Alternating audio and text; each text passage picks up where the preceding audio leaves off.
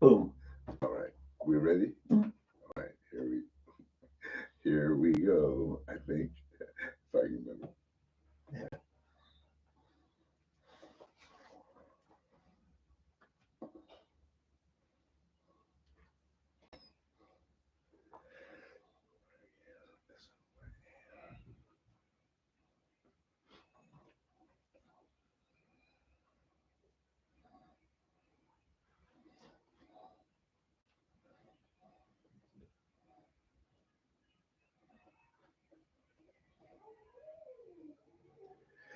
Good Saturday morning, everybody. Eddie Huff, Dave Van Risgen. Yeah. We're glad to be with you on Glad to be another back in studio. back in the studio. That's right. It's a couple of weeks. So, Dave, you were at our county. I'm sorry. Excuse me. State convention State Republican Convention, of Oklahoma. Oklahoma last week. So, why don't you give the people at home a little rundown on what transpired All right. and yeah, let us know how that went last week. All right. It wasn't whether you were a mega Republican. It's whether you were mega enough. Was it mega or MAGA? MAGA, excuse Were me. you MAGA enough? Yeah, make America great again. Were you truly committed to Trump enough? Because I'll tell you, when Trump ran in 15, one of the first people I saw that put the credibility online to say Donald Trump's for real, this is back in 15, was Pam Pollard, our state chair. And she convinced me, no, take this guy seriously. This is before you open your mouth, Eddie. I mean, Pam was like, he's the real deal. Before me? Yes. Yeah, you know why? Because I was still a Ben Carson guy at that time. At that time, right. Well, I remember when Pat Campbell finally coaxed it out of you that you were for Trump. He did that on the air. He was waiting for when you were ready to reveal yourself. But anyway, Pam, who is, she knows the party as good as anybody involved today. She got booted out as our Republican National Committee woman by a 2-1 margin. It wasn't even close. Charity Lynch, gal from up here by Veneta. Mhm. I say gal, she's young, middle-aged lady. But I don't know much about her, which doesn't say as much about her as it says about me. Because, and yes, I thought we should give her a chance, but it wasn't like I was rabidly all pro charity on this or anti Pam, because I felt like I had two good choices. Right. So anyway, and then state national committee man, same thing. Somebody, and both these people are closely associated with one of the guests we had right in here, Wayne Hill, Right. our state vice chair. And then that wasn't enough. And Nathan Dom, Senator Dom, our state chairman, and I were talking about it. The floor voted to change our bylaws to strip a whole bunch of our state committee members that got to be state committee member. You're okay. You're okay. Okay, by virtue of holding office as a Republican. Our governor was booted off the state committee, Matt Pinnell, who, looks, I don't think anybody embodies Oklahoma Republicanism as broadly and thoroughly as Matt Pinnell. Mhm. I mean, he was set to become the next RNC National Committee chair when all of a sudden, Trump said, hey, let's give Ronna McDaniel a shot. It was going to be Pinnell. If Trump hadn't put his finger on the scale, that's where the National Committee was going to go. It was to Matt. Oh, wow. So, yeah, he gets booted off, and all the legislature gets booted off. All these, and so I went to Nathan afterwards. I said, you realize that's going to be the headline, Matt? And he said, I said to Nathan, he says, hey, that's not me. That's this bunch did it. Right. And the same bunch that you and I watched overwhelmingly vote for Nathan what, 60%, you know, I think they were ready to boot off Nathan if they could have. It's a very discontented bunch. Yeah.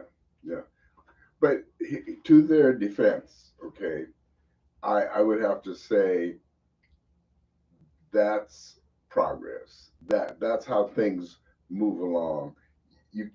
One of the problems that I see or have seen with the Republican Party, and not just our state in general, I think we became complacent. We became happy. We with the status quo. Yeah. And these people are about making changes. Yeah. And so I don't think it's not about personality. It's not about Kevin Stitt. It's not about our lieutenant governor, Matt Pinnell. Yeah. Okay.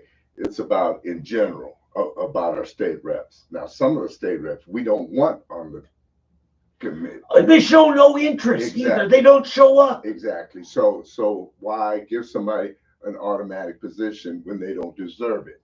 When you could better replace them with people that actually mean something. So I think, in a sense, that's not a bad move. And if they really want to be on it, let them do like everybody else, show some interest and work for it. So but that's how I look at it, personally. But during that vote, I was sitting next to a couple of former senators, no longer on the committee because they're not in office. Right. They termed out, okay? But they always showed up. Senator Mark Allen from over here in Poto. Right. Just several of them. There are some that I don't think deserved it, getting booted off. The only one I ever actually are two. One was Harold Wright, who was the Speaker pro tem, who gave money to the Democrat running against the Republican nominee. That should be automatic, but we had to vote. We booted him off, and we should have voted Carol Bush off because she endorsed Kendra Horn when he upset and defeated the Republican congressman over there. What's his name? Reynolds. Anyway, so boot him off. Right. And it's easier to not have to boot them off. Yeah, just get rid of all of them. Well, yeah, or no, but I mean, in the future, not have them on there at all. And right. Make them present themselves as worthy. Yeah. To be on. Now, here's the interesting thing, because I talked to our congressman a few years ago when I was a member of the state committee, and I said, hey, I'd like to carry your proxy if you can't go. This is Congressman Hearn. And I said, look, if for no other reason than just to help us get our quorum, so that when 85 of us show up and we say, oh, we're 5 people short, we can't even conduct a meeting. We traveled from all over the state. He said, okay, I would do it for that, but I wouldn't want you to speak or vote on my behalf.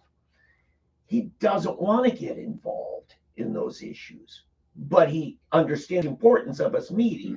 He just really, he doesn't want to try to tip the scales. And same with Governor Stitt. I would say the same with Matt Pinnell.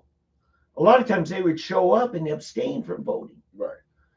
So, but see, they have that opportunity, but they at least need to show some interest and some effort. Yeah. To show that I am interested in the party. Right. I'm not just running for a job and a salary, which I know there are some guys, because we've talked about it before. Right. One in particular, and I know there are others that find an empty slot so they can get a $30-some thousand a year job and only work 3 months. Yeah. And that's not what the position was created for. No, and right now it's 50,000 for 4 months. Yeah. Oh, I'm sorry. Members of the legislature. Where do I sign? Is it too late? Yeah. And then you get travel per diems. Oh, man. Okay. Okay. But where do I? Is it too late to register? Start with city council. There you go. But here's the thing.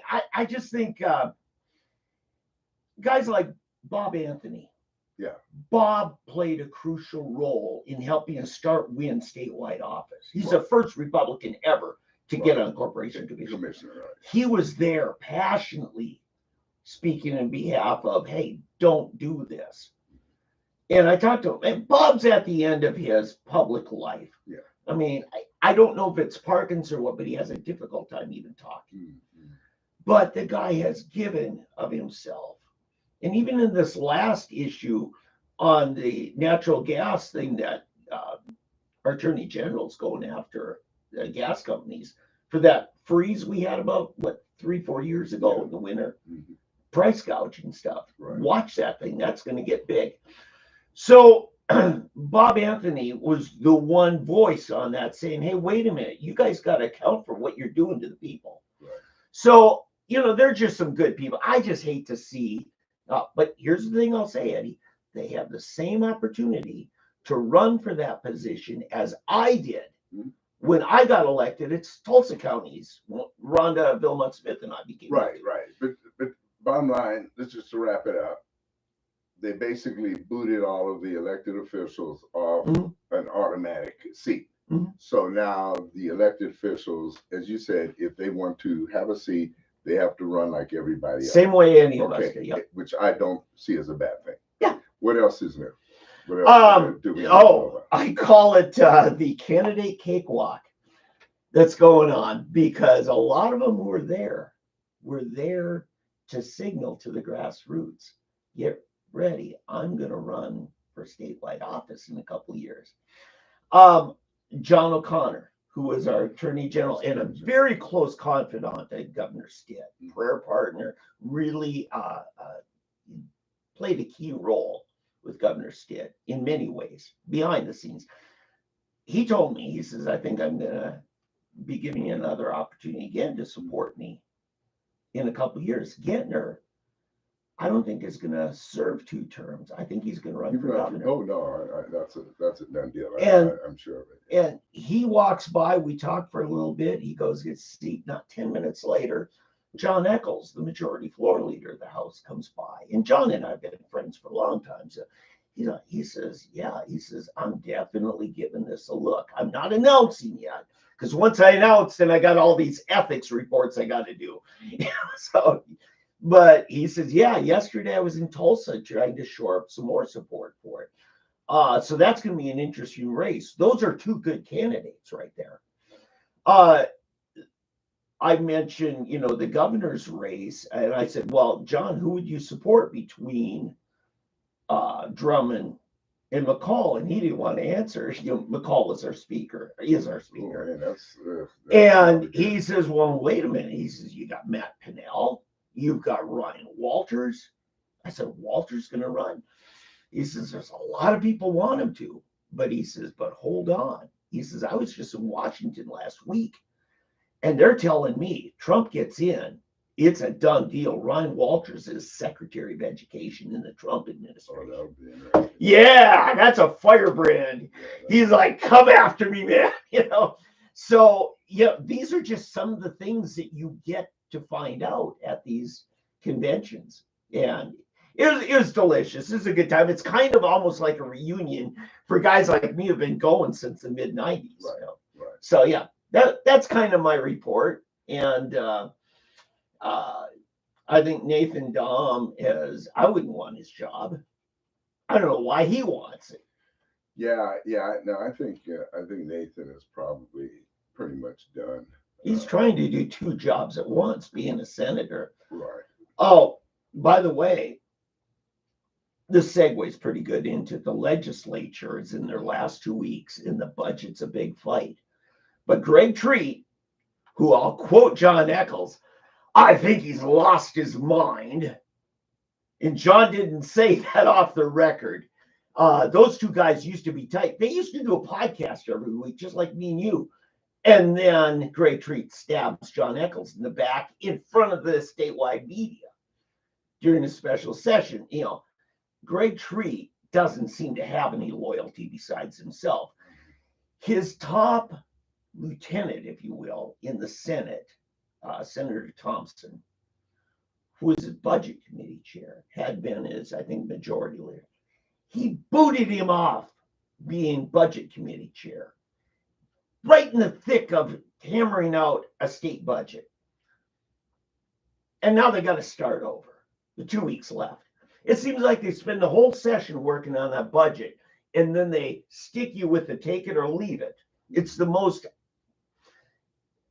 untransparent thing going on. They argue like they're being transparent. They're not. Right. I remember one time Gary Stanislawski said, no, we are all members of the budget committee. And I said, that means none of you are. And at the end of the session, he says, you were absolutely right.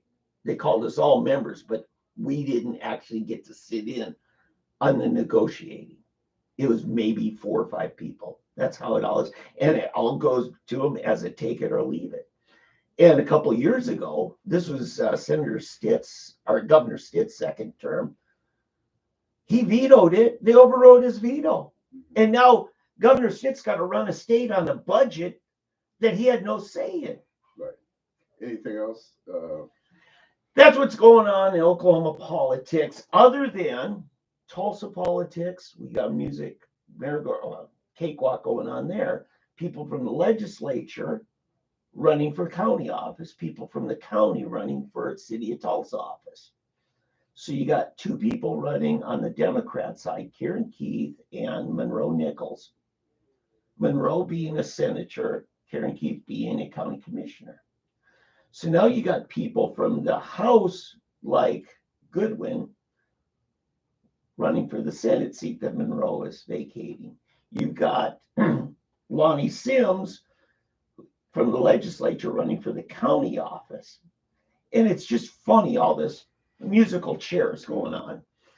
And so get ready. The next 2 months are going to be interesting. I think there's going to be a lot of them want to come share their message with you and me in this studio here in the next 6 weeks. Because in 6 weeks, we're having the primary.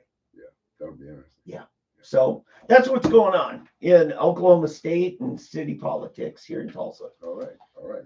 Hey, probably the lead national story is the Stormy Trump dial story. It's kind of a National Enquirer story in a sense, or it's turned out that way. Here's what you need to understand, okay? This is not a salacious case. The charges, although it's been turned into that. Yeah, the charges have nothing to do with it. Exactly. Yeah. The case is really about documents and essentially campaign finance, abusive finance funds, and that's what they're. And so, if I can finish a sentence here, I will continue my explanation here. I've had my coffee. I see that. Maybe some what's that? Red Bull too. You sure you don't have Red Bull and some other stuff in it. But anyway, what the Democrats have tried to, and successfully with the help of a jaundiced, prejudiced judge, have seemed to have succeeded in doing thus far, is turning it into a salacious sex scandal, basically, is what this has turned into. Yeah. So basically, the facts of whether or not Donald Trump used campaign funds for a personal issue illegally is kind of on the side. What is taken front and center is, did Donald Trump pay for the silence of a prostitute? I mean, I'm sorry, excuse me, I misspoke probably, of a sexual dalliance. That's the word I'm trying to come. So this is what the thing has turned into. And so on Thursday and Friday, they brought the center of the whole controversy into it, Stormy Daniels, who's a porn actress. Thank you for not calling her a porn star. Right. She's a porn actress and I guess she's a sex worker. There you go, sex worker. Yeah. Thank you for defining the term. Anyway, and they brought her in.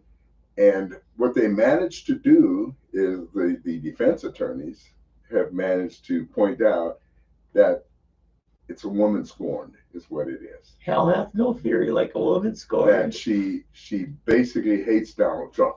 Yeah.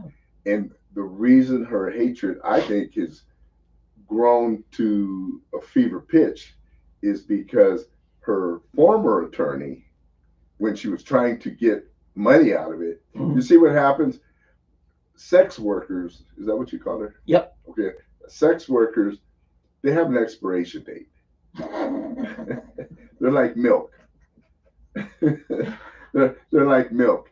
I'm laughing at the things I'm suppressing myself from saying. Yeah. They're really funny, but totally out of off color. Yeah, they have an expiration date, and her date, I think, has passed, and so her value is not as high as it may have been 10, 15 years ago. Okay, and so what happened? Michael Avenatti, who was her attorney in a trial against Donald Trump, he ripped her off. He's in jail right now, in prison, for ripping her off. And so she's even madder, but she can't get anything from Michael Avenatti because he spent her money and he's in jail where she can't do anything to him. So the focus of her ire is now on Donald Trump because she, I believe, somewhere in her mind, thinks that by bringing this out, she can rise again in public attention, and maybe there's a book, Another book, or who knows, a movie, the Stormy Daniels story, which she can make some money off of. I mean, listen, these people do nothing that does not have dollar signs attached to it. Right, but you left something out. She owes $500,000 to Donald Trump for defamation. Well, that's true. That's right. She's got to pay Donald, which also. So the prostitute's paying John. Who's the prostitute? Or who's the hoe now? Who's the hoe? Who's the who? Who's the hoe? But anyway, yeah, I had totally forgotten about that. So you see where we are. So, but anyway, so Thursday and Friday, she got on the stand, slammed DJT, and the defense attorneys have made her look pretty bad. Well, she started on Tuesday, so it's actually 3 Oh, days. has it been that long? Tuesday, and that was when she got really salacious and they called for a mistrial. Right. And the judge said, I don't think we're quite at a mistrial yet. Right. But then afterwards, off the record, privately, he said, yeah, she went too far, but he wouldn't do anything about it when it was in court, Right. Which is silly, you know. But if Trump criticizes his accusers, he gets slammed with contempt of court without a trial. Exactly. I mean, everyone can see, and the longer this goes on, the more popular President Trump becomes. People are seeing that this is ridiculous. This is ridiculous. So now, next week, we get Michael Cohen in, who has been already proven to be a serial liar. He is a convicted perjurer. Yet they're going to bring him in to tell some more stories. And he's been out all these shows on, I think does he have a podcast or something? Because apparently he's been spewing all kinds of stuff on these podcasts, saying this and this and this. And so he's allowed to say whatever he wants. But if Donald Trump refutes anything he says, he's defying the judge's orders. He's in contempt of court. Right. It's normally witnesses who are hit with the gag orders. Right. And in fact, the whole argument for having gag orders is to protect the defendant. And the defendant's the one that has a right not to speak. And if he chooses to speak, it typically only helps the prosecution. Right. What Trump has said, in fact, some of the legal experts have weighed in and said, by Trump commenting, he actually is benefiting himself because when he speaks out in the hallway, they can't cross-examine him. If he says it from the stand, then they get to cross-examine him and open it all up. Right. Things he doesn't want to say. Yeah, this trial has so many holes. I mean, every legal expert I've heard, other than on MSNBC, has just essentially said that this case has no chance of Stormy Daniels or the prosecution winning. That even if they convict him, it will be overturned. Without a doubt, it will be overturned by an appellate court. Now, sometime after the election. Exactly. Yeah. Now that there's a problem. The fact that the appeals will not be heard until after the election. And that's why they're trying to drag this out as long as they can to delay the inevitable down the road. But all Donald really needs, see, I'm not sure in a case like this, does it have to be 100% for the conviction, or does it have to be It's unanimous. unanimous? The only problem is a judge has authority to throw a dissenter off the jury. If it's like 10-2, judge could say, okay, you two are off, bring in two alternates. How just is that? Because as Greta Thunberg would say, I dare you. I mean, I dare you, because that would just seal it. I mean, that would seal it right there. Mm-hmm. If a couple of jurors said, I'm sorry, but I'm not buying this crime. I am just not buying this. And the judge said, okay, you two are out of here, and then we're supposed to believe, oh, okay, because you didn't get 100% of the people to go against Donald Trump when your case had holes all over it. You're going to throw those two off the jury and pick two more to drag this out some more. No, we're not buying it. See, now there's a Hollywood movie script right there already written, and the title is Kangaroo Court. Because when a judge becomes part of the prosecution, which he is, that's what he's doing here. Yeah, that's what's happening. He has prejudiced himself. Yeah. So this is where we are. This is where we find ourselves here at this stage of the case. Yeah. Meanwhile, Donald is growing. His lead is growing. This is the interesting thing here, because the media center of the Western world, or earlier world, is New York, right? If you're going to have a national network, your headquarters is in New York City. So Donald Trump has to stay in New York City. And now, you know what he's doing today? He's crossed the bay over there in New Jersey, doing a rally on the beach. On the beach. And they're expecting 30,000 today. 30,000. Yeah.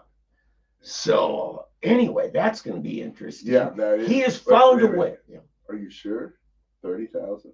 Yeah, I know. At the Sandy Hook Stadium? It's the Atlantic City Stadium. Oh, yes. Well, that's not across the bay. That's farther down. Yeah, no, it's not. I forget the name of the place, but it's driving distance from the city. It's New York Metro. Yeah, it's amazing because I didn't realize, but it's only like an hour and a half from Philadelphia to New York. Oh yeah, I've driven that turnpike. Yeah. It's real fast. And what's weird, that turnpike, you can travel it as fast, if not faster, than the Turner Turnpike to Oklahoma City. The only thing that sucks is you can't pump your own gas. There was one gas station, I was on fumes, and there was a long line on that Sunday afternoon. Yeah, but the only good thing is they still wash your windows. And you know what? The gas is cheap in New Jersey. Yeah, the people from New York drive across to get Jersey gas. And think about it. The gas is cheap, and they pump it for you, and they do your windows. Well, I mean, it's the old-fashioned. On my day, there wasn't. The only thing nice still in New Jersey. Yeah. They didn't wash your windows? No. Oh. There were two guys working the pumps, and there was like 20 pumps in the line as well, and they wouldn't let you pump because it's against state law. This is in the 90s. In the 90s? Yeah. Yeah, I took the family on an East Coast trip, and yeah, it was sucked. I was gonna say, was this during 9/11 or something? No, Right this after is that? the Christine Whitmer, not Whitmer. What was the guy's name? Oh, I know he Whitman. Yeah, yeah, Whitman was governor then. You know, they had a couple of Another rhino. Well, yeah, they were rhinos by our standards, but Well, I by think Christie ended up being a rhino by anybody's standards. She ended up being pretty liberal in the end. Yeah, she was a real disappointment in the end. In fact, yeah. she was another one. I think she turned on Trump. I mean, not Trump, Well, on George W. The conservative part of it was to keep the taxes down. Yeah, yeah. That was, and I mean, look, after all those decades of liberal politicians, leftists, it was horrible, Well, yeah. But yeah, the refineries in Jersey, I'm amazed how much petroleum they refine. They are the biggest in the East Coast. You got them, and you got Houston, and then you got the LA area, or the big refinery areas. Yeah. So anyway, yeah, Trump, I mean, a couple weeks ago, he was up in Harlem, had a huge turnout. It's turning into the worst thing because the media has no excuse not to cover it. Right. It's happening in their town. Right. So he's actually getting somewhere. He's using it. And this is in liberal states. Yeah. These are in blue states. Yeah. Now, New Jersey and New York. I was watching Newsmax this morning, and they carried a clip of a CNN interview. It talked about, is this really harming Donald Trump's ability to get out and campaign? And the liberal talking head said, well, you don't see Joe Biden out campaigning. Yeah, right. Exactly. That's exactly right. This is at least as good as Joe in the basement. Yeah. Now, Joe actually tries to follow the lead. He showed up at a restaurant in New York City, and just crickets in there. Right. Fast food place, like a hamburger place or something. Yeah. It's so funny because it's like he copies, and you see people actually turning away. Yeah. It was so scripted. Right. And he couldn't even get the script right. Right. It was such a joke where you got the press of humanity and black women coming up and hugging Donald Trump. Right. And you can't buy that. No. That's so authentic, and Joe doesn't have it. No. Oh yeah, it's obvious. Obvious. Yeah. By the way, I want to say thank you. This is, how I get hung up on words. Media. It's not a gentleman's club. It is a nudie bar. Okay. She's not a porn star. Star means at the highest in that field. Okay. There are Hollywood movie stars, and then there are actresses. Okay. Stormy Daniels is a sex worker. I'm going to have to call your wife and tell her to lighten up on the coffee. You are just like full of fluid and ready to do it here. This is an FM show. Yeah. This is not AM. Oh. This is not a 100,000 watt AM. Let me get my NPR. There you go. Somewhere in between, at least, FM 100 or something. But yeah, no, yes.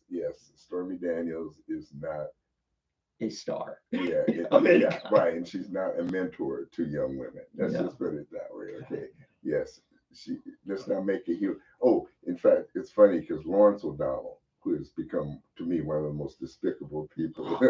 Was he not sick? But it's just ridiculous to listen to him. I mean, he's a joke. He actually thinks somebody actually thinks highly of him. I mean, he is absolutely, to me, he's worse than Joe and Mika in the morning, and they're bad. I mean, they're really bad. But Lawrence O'Donnell, did you hear his little monologue? She dresses like a nun.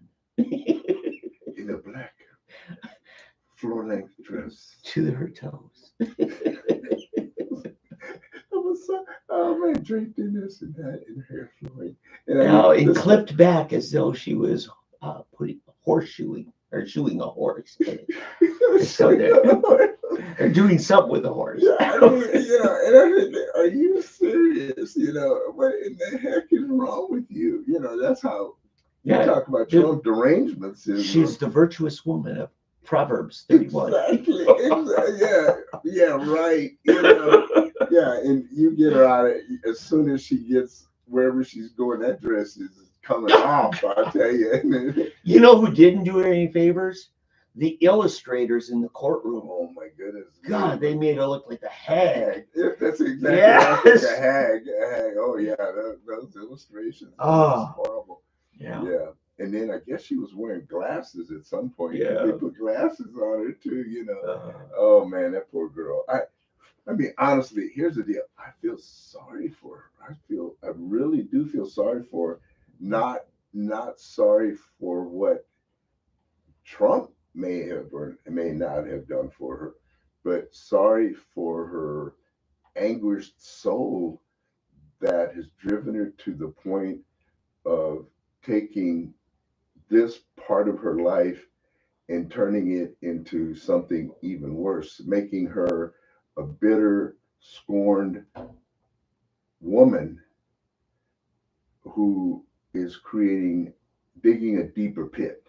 Because there's a whole organization out there of former sex workers that have come to the Lord and turned their lives around. Yeah. And they now have wonderful, productive lives as they're married or they're business women or they're doing something new, productive. There is life after the porn life, okay, or after the strip clubs or whatever.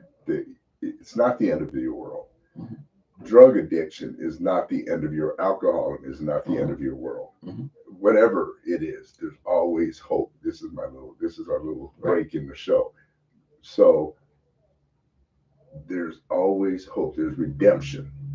That's the beauty of knowing the Lord, and it's the beauty of redemption. What's his name? Who wrote Amazing Grace? Oh gosh, right. But he was a slave trader. Yeah. He was a slave trader who met Jesus and turned his life around and became an abolitionist. When he said a wretch like me, that's what he really felt of himself. Exactly. And he devoted his life from then on to turning things around. Yeah. There are people who have done many, many, many despicable things who turned their lives around. There is always hope. And so the only time there's not hope is when you turn your back and go the wrong way. When you seek vengeance upon vengeance and bitterness and you let it build and build and build. You let Michael Avenatti take advantage of you, and that wasn't enough. So now what's the next step? You become more bitter. And now you're letting Joe Biden, essentially it ends up, the buck stops with Joe Biden because it's everything that's happening now is either Joe Biden or the puppet master behind him, Barack Obama or George Soros. But whoever it is, you're allowing them now to dictate what you're doing. Yeah. And it's driving you more. And if and when you do lose now, what happens then? But let's back that up because you have some real solid stuff. When we say it's Joe Biden, it was the number 2 or number 3 guy at the Justice Department left to go work for the Manhattan prosecutor, right, and convince him because he'd already said there's nothing here. I'm not going to press charges. They can't. Right, they knew better. And then convinced him, no, and I'll even lead your prosecution. Right. So this is clearly fingerprints to the Biden Justice Department. Exactly. Clear. Why else would you take a demotion from being the number 3 guy in the country to be an assistant to a local DA? Right.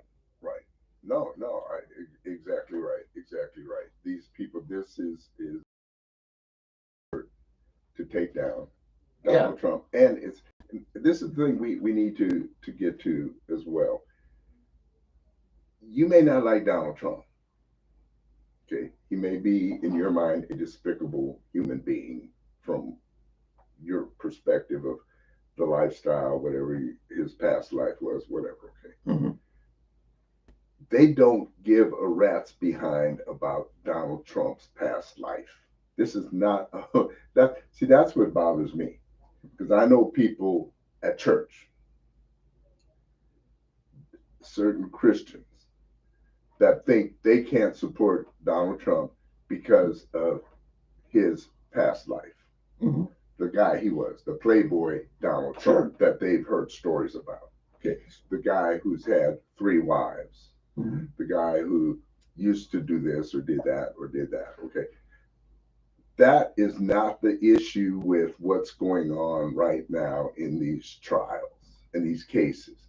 What's going on right now is about what they want to do to you and me and your children and the future of this nation. That's what this is. If you could ever get past the personality of Donald Trump, if you can get past all of these little stories and things that they're trying to create around the person of Donald Trump right now, and really see what the real issue is and what this is really about, you would come to the conclusion that, wait a minute, this is bigger than anything that I can imagine. This is a battle for the soul of our nation. They don't care about that. Do you think they really care about a porn actress, essentially in their minds, a whore, Mhm. Stormy Daniels? Do you think they care about that?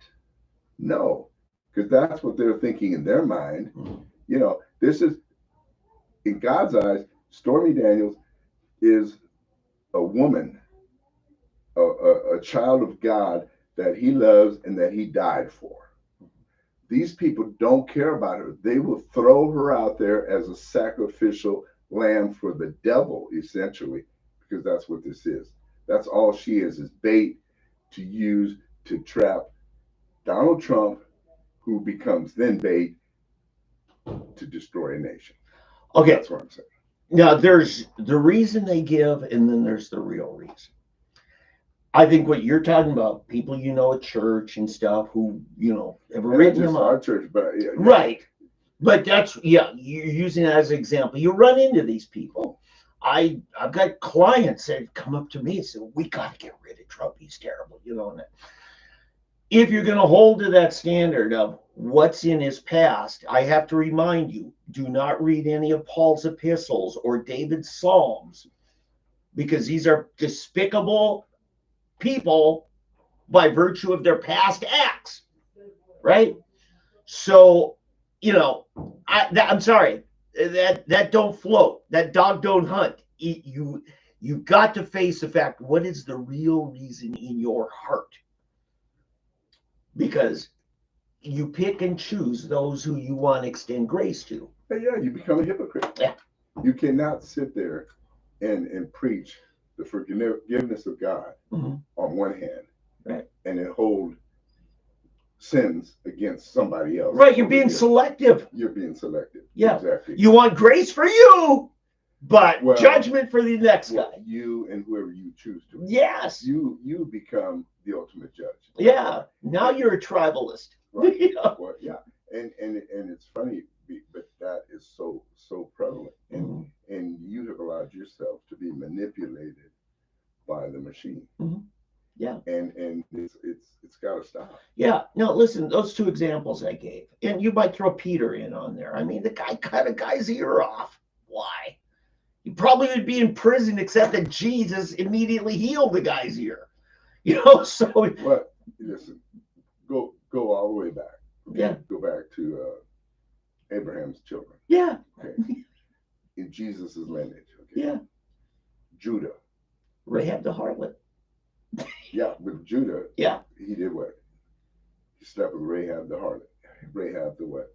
The harlot, the prostitute. Yeah. Okay. Who is what? In the line. I think it was Caleb and Joshua that was with Rahab, because she was in Jericho. I'm sorry, not Rahab. What is her name? Oh, it's another prostitute. Yeah. But actually, she was a widow of somebody he had a commitment to, and treated her worse than a prostitute. Who are you talking about? Oh gosh, what was that name? No, it was Jacob. Well, yeah, no. We're throwing them all together. They're all. Well, no. Judah, one of the 12 the sons, and who was in the line of, yeah. He was with forget her name. Yeah, I think I forget her name too now. I thought that was Rahab. No, Rahab was in Oh, Jericho. she was in Jericho. Okay, so anyway, the one before, the one before, and then of course, and then you had David and Bathsheba, Sure. she was married Yeah. to she was married, and David had her husband Mhm. killed. I mean, we could go through the list, okay, and I don't want to do all that, okay. Yeah.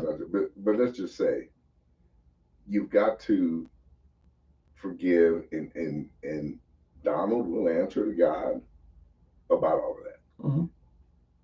Mhm. And strangely enough, here's what I look at.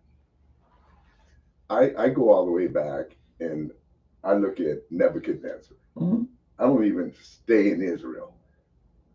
I look at the people outside of the chosen who helped Israel. So let's say Donald Trump, if you're right, let's say he's not a Christian. But who did God use to save the children of Israel? He used Nebuchadnezzar, he used Cyrus, he used Darius, he used Xerxes, Artaxerxes, he used these people. Later, uh, in the early Christianity, he used Constantine, the Roman, right? When the Christians were being persecuted. Throughout the ages, God has used people that we might not have chosen to be our saviors, our human saviors. And for you to sit here and try to pick and choose, and who was it within Israel that caused Israel to come under judgment? It was the priests, the guys who were supposed to be the religious leaders, the good Christians, as you would say. And so I think we need to recheck our standards of Oh yeah. morality, and who God's standard really looks You know to judge by. the whole commandment about against taking God's name in vain. I've often said happens more from the pulpit than the pews. It doesn't mean using vulgar language. No, It means yeah. literally invoking God's names for your ends, Right, right, your vain reasons. right. No, you're exactly right. That's the thing. We have perverted so many Christian principles Mhm. to mean something that Mhm. it had nothing to do with. Yeah. It's just crazy. That's one of them. I had a guy, a sound worker at a church, and he slipped up, got mad, and said some crude language, gets fired. Meanwhile, the pastoral staff meeting is the biggest bunch of gossips in the church. But that's okay because it's a pastoral staff meeting. It's so funny the standards we have, and we pick and choose. I think I tell you this one joke that when in our youth with a mission we were talking about different things. You can buy this whole book. I mean, somebody put together things they'd heard. Oh yeah. Things I heard in church. Go to Babylon B. It's full of that. Well, it's like that. But anyway, so this was in South Africa, and this church was praying for. They'd been praying. It was a Pentecostal church, and they'd been praying for a long time for God to give them a word. They're waiting for a word on this particular property where they had purchased this new land to build their church. Yeah. And so they were waiting and waiting, and then all of a sudden, this guy comes up and says, "Lord, just buy the damn thing." Yeah. and it was one of those things that things, would God really say that? But is that how God would really say it? Yeah. But finally, the caption was, when God has finally, when you've gotten on God's last nerve, you finally, he has to speak to you how maybe you'll finally listen, but Yeah. but it was just kind of funny that apparently somebody in this Pentecostal church got so frustrated that he decided to bring the word, you know. He decided to bring the final word to the people from the Lord, you know, bring the word of the Lord that they might actually listen to. So, Oh, headlines: Babylon Bee. oh, Stormy Daniels offers hush money to courtroom sketch artist to please stop drawing her. yeah, those are absolutely the worst. I mean, you could not. Why I don't understand that. You know, why have a sketch artist if they're going to do such a poor job? Now, somebody told me though that they're not allowed to. Do cameras. No. They're not allowed to draw an actual likeness. That they're not supposed to draw, you know, to make it actually look like you. And then so I'm saying, well, why would you? Why do it then? Don't even. I always thought the courtrooms, their etiquette, they bar electronic devices, No. recordings, cameras, anything. Oh no, that I agree. But the sketch artist, then you know, but why have a sketch artist if you don't want them to depict the person at how they actually look? Yeah, I never heard that there was any kind of rule on how. That's what somebody told me, that they're not supposed to be an actual likeness of them. It's supposed to be somewhat like them. And I guess in Stormy's case, you know, I mean, this is the first time I've actually seen where they actually make Donald Trump look better or closer to him than they do her. I mean, really, they're not doing her any favors. Right. Well, you know, they have to be fast because you don't know how long somebody's going to stand. Oh, but sketch artists, you can. Right. Have you seen this guy? There's a Hispanic Puerto Rican kid in New York, and he rides the subway, and he sketches people. Yeah. On a subway ride. Right. And by the time they get out, he goes, "Excuse me," and he gives them the. And it's an actual sketch, and it's like a portrait. I mean, it looks just like them. Right. So maybe they need to hire him. I would say so. Hire him because I mean, he's good. Right. He looks exactly like. But Paul Harvey one time told, you know, photography was just starting to become a thing when this photographer says, "Oh, Lincoln's going to be at Gettysburg," and he spends about 10 minutes getting his camera set up and everything just right. And the Gettysburg Address only lasted 5 minutes. He missed it. We never got a picture of Lincoln giving the Gettysburg Address, one of the greatest speeches, because it was done so fast. Now, were cameras even around at that time? No. Hey, Paul Harvey told the story, okay? But yeah, there was photography. It was. You sure it wasn't Paul Harvey doing a Babylon Bee? No, it was the rest of the story. No, listen, we do have pictures of Abe Lincoln. We do have photographs of it. Okay. Yeah, it's been around that long. Okay, because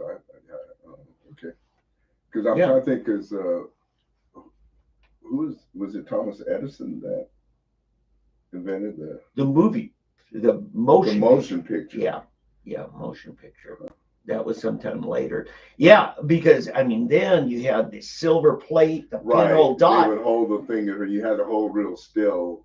Oh yeah. And they would pull away the thing, and then put it back in front of the so that the light could actually penetrate. Yeah. So these sketch artists, I think they have to make sure, because they don't know how long they're going to have to get into details. You know. And it looks like but you don't understand. I mean, somebody that's important is going to be on the stand a while. I would think so. You would have enough time, and they'd be sitting over here. Maybe I mean, I'm not letting them off the hook that easily. No, I'm just saying generally. Right. You don't know, because I mean, when she started getting into salacious details, my argument is they should have declared a mistrial, because they allowed that into the ears of the jury. Everybody knows it. The judge knew it. He even admitted it, but yet he said he didn't think it was enough to call a mistrial. So he's doing the same thing that the judge in the bank records, you know, for the Trump Towers did. What they're doing, they are allowing enough stuff in this to be overturned after the election. Sure. There's only one reason. They're doing whatever they can to hurt Trump. Now, Letitia, she wants that property. She's going for more. The judges, they're in it just to destroy his campaign. Well, Letitia doesn't get the property herself. No, but she wants to make him pay financially. She wants him to pay financially. She wants him to be able to say that as a feather in her cap. But because she's planning on running for higher office later on. That's what her deal is. Yeah. So hey, listen, moving on. Arizona, the other big story that's been going on, which honestly, I think it's bigger. This is bigger than the Trump trial. This is the whole Israel-Palestinian war. Mm-hmm. Okay. And it really is a war. I mean, it should be just a little sub-regional conflict between two localities. I mean, it'd be like Arkansas and Mississippi going to war. Mm-hmm. I mean, that's pretty much about what we're talking about. It's not even Texas and California. I mean, these are two small. Yeah, we're talking about the size of Tulsa County. Yeah.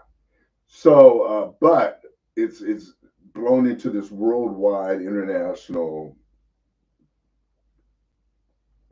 issue, I guess you want to call it. So it's spread all over, and it's terrible. And what's happened in America, these universities have just gone nuts, and you're finding where the rot is. And on these campuses, your Ivy League has been totally infiltrated by foreign money and foreign influence. A lot of people keep trying to say it's George Soros money, Tides Foundation, and different organizations that George Soros and his minions have been putting into.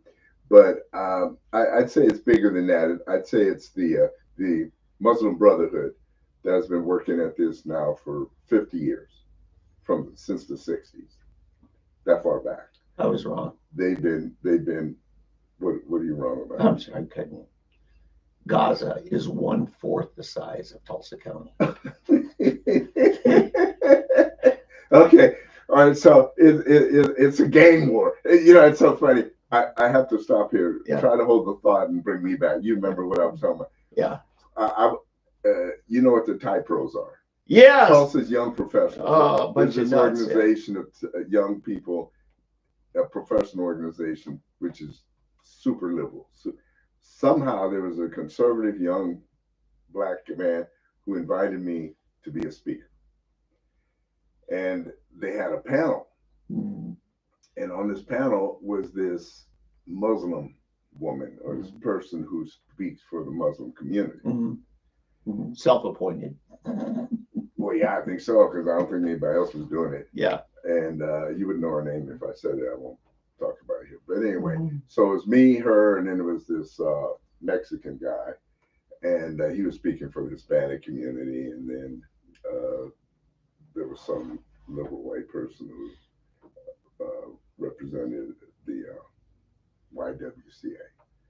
So anyway, so this person representing the Islamic community, she got up and started talking about genocide in Israel and Palestine and all of that. Mm-hmm. And I jumped, I said, stop, just stop. And all the people, and it was weird because they were all aghast. No, I mean, you should have seen the people. They were like, how dare, what is it? Greta again, how dare you? Mm-hmm. But it was like, what do you say? How can you say that? Mm-hmm. And I'm saying, stop now. And she looked at me like nobody apparently ever challenged her. And she stopped, and I said, there's no genocide. There's no, she called it the racism against the Palestinians. Mm-hmm. And I said, tell me what the racism is. There's no racism. That's a family feud. Mm-hmm. I mean, that's all it is. Yeah. It's the Hatfields and the McCoys. Yeah. They both come from who? Yeah. Abraham. Exactly. Yeah. And I made her ask, who they come from whom? Mhm. And you know, she had to stop or she went, Mhm. you know, and then all of a sudden you could see the people. All of a sudden you could see the people, and there was one guy, the guy who invited me, he was all the way in the back against the Mhm. wall, and he was, you know, this is exactly why he wanted me there. And you know, and I started going after, you know, and then and then the Mexican guy, he starts talking about the racism in Tulsa and how his kids went to Bixby and how the racism that his kids experienced down there, people, kids down there were calling his kids porch monkeys and stuff. And I was saying, what? What? Are you serious? Come on, man. Porch monkeys? Are you? Come on. You know, and I started getting, you know, I said, you're lying through your teeth. Mhm. You know, I just called him a liar. And what was funny, they had all been at the bar. They had a bar in this place where we were, and they were all in there drinking and laughing and doing all beforehand. Mhm. You know, and I was in Mhm. somewhere reading and doing stuff. And I've never seen a group of clowns colluding beforehand and taking something less serious than this group of liberal progressives, because they knew that the group they're speaking to did no research. Yep. They were just going to accept It was on TikTok. I saw it. whatever they heard. And this is like 10 years ago. Oh, yeah. Or more. Yeah. But whatever they heard, they were just going to accept it and Yeah. buy it. And so they were throwing it out there. Yeah. And when they were challenged, they had no response because these were not smart people. Right. They were just making stuff up. Yeah. And used to giving it into a vacuum with somebody that didn't challenge it. Yeah. And for all of a sudden, somebody challenged them, and they were like when I told the guy, seriously, in Tulsa, Oklahoma, in Bixby, you're Mexican. Look at you. He was whiter than you, Dave. Yeah. And I say, someone's going to call your kids porch monkey, and had no Mexican accent, had nothing. Mhm. You know, I mean, he was an educated Hispanic, a guy of Hispanic descent. Mhm. And you're going to tell people kids are wasting their time calling your kids porch monkeys. Come on, you know. And all of a sudden, you know, he was, you know, it was like total shock that anybody would challenge anything that they would say. And this is, it just drives me nuts. And this is one of the reasons that I attack people who pull their kids out of public schools and out of those things, not because I'm against private schools. I'm not against, I think private school education is a great education. But the reason private education is good education is because we pulled all of the good educational value out of the others.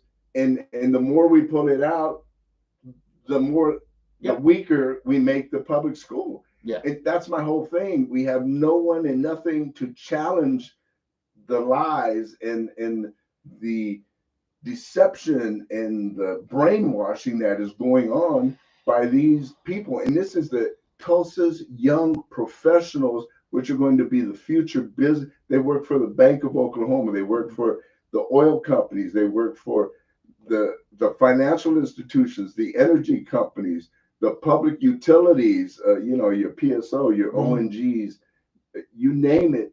These are the people that are going to be the executives that are going to be running the city in the future, and the ones who are going to be paying all the money, voting, supporting the candidates that are going to be running. Yeah. And that's how the left takes over, by doing that. And our you know, our Christians and our conservatives, you know, we've got all our stuff. We're living our sheltered lives out in the suburbs and in our private schools and so forth. But we've lost and we're losing our influence. And that's what bothers me. That's why I'm afraid that we're fighting a losing, no, we're actually, let's just put it, we're losing the battle because we're not really fighting it. Yeah. We talk a good game, but we're you know, you take, what's his name? Shapiro. Ben? Ben went to UCLA. Mm-hmm. Okay. First, yeah. And That's right. Well, he went to Harvard. Did he, wait. I didn't want somebody. Wait. Did he go to UCLA or not? Yes. Okay, that's all we needed to know. Okay. Okay, he went to UCLA. And when he was at UCLA, he used to by himself do these big signs at these protests and hold them up at these rallies and protests. And it was just Ben against the world at UCLA. And he would he would just stand against the crowd. Yep. And he was only like when he went at 17. He graduated from high school. He went early, and it's like I read his book. His first book, I think he wrote when he was 18 or so, and it was a very good book. And I knew the kid was going to go somewhere back then. And he's a brilliant guy. I think I was going to say he takes his Jewishness too seriously, but you can't really take your faith. I commend him for his passion about his faith, and I pray for him that he would come to a realization of the reality of Jesus and who he is. But at the same time, Ben is a very, very, very smart guy, and we need more Ben Shapiros. We need Christian Ben Shapiros, and we need people like him to stand up and fight the fight. And sadly, the ones we have, the one who I think of, the one who's bigger than Ben Shapiro, has a greater influence and is catching more of a flack than Ben. He's not a Christian, but he could be, with the right amount of prayer, right amount of support, is Elon Musk. Elon, I think, has the right mind, the openness to see the world as it is and the dangers in the world. And yet, he's catching it from all sides. You see Christians attacking him, you see the atheists attacking him, you see everybody attacking the poor guy. And, we need to see more people with the power and influence that are open. It's funny, like I always say, I think of Dr. Oz when he was running. Okay. Dr. Oz comes from a Muslim background. Muslim, okay. Yeah. And he's from Turkey. That's right, yeah. Has a dual citizenship. And so a lot of people just wrote him off because of that. It didn't matter, and I think back on the scripture where the apostles came to Jesus and said, "Hey, Lord, there's a group of people down here.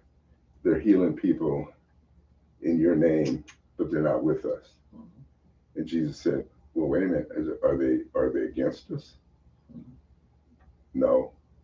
He said, "Well, then leave them alone." That's right. He said, "Whosoever is not against us is for us." Sure. And whosoever is for us is not against us. Yeah. So leave them alone.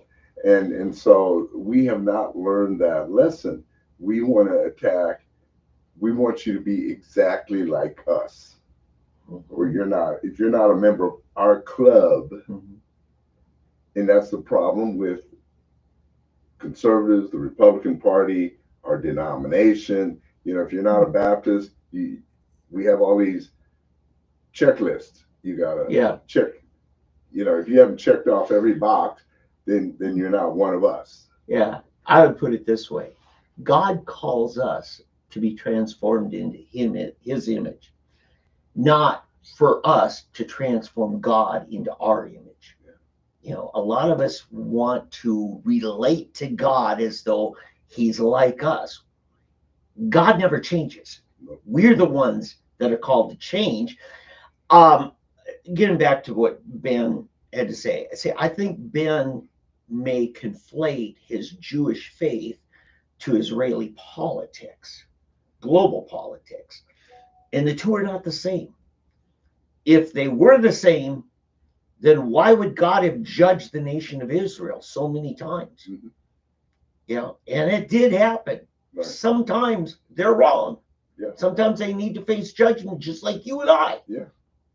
Right. So And the only reason I said what I did, I didn't want somebody to say, "Oh, you guys, Ben Shapiro went to Harvard. He went to both."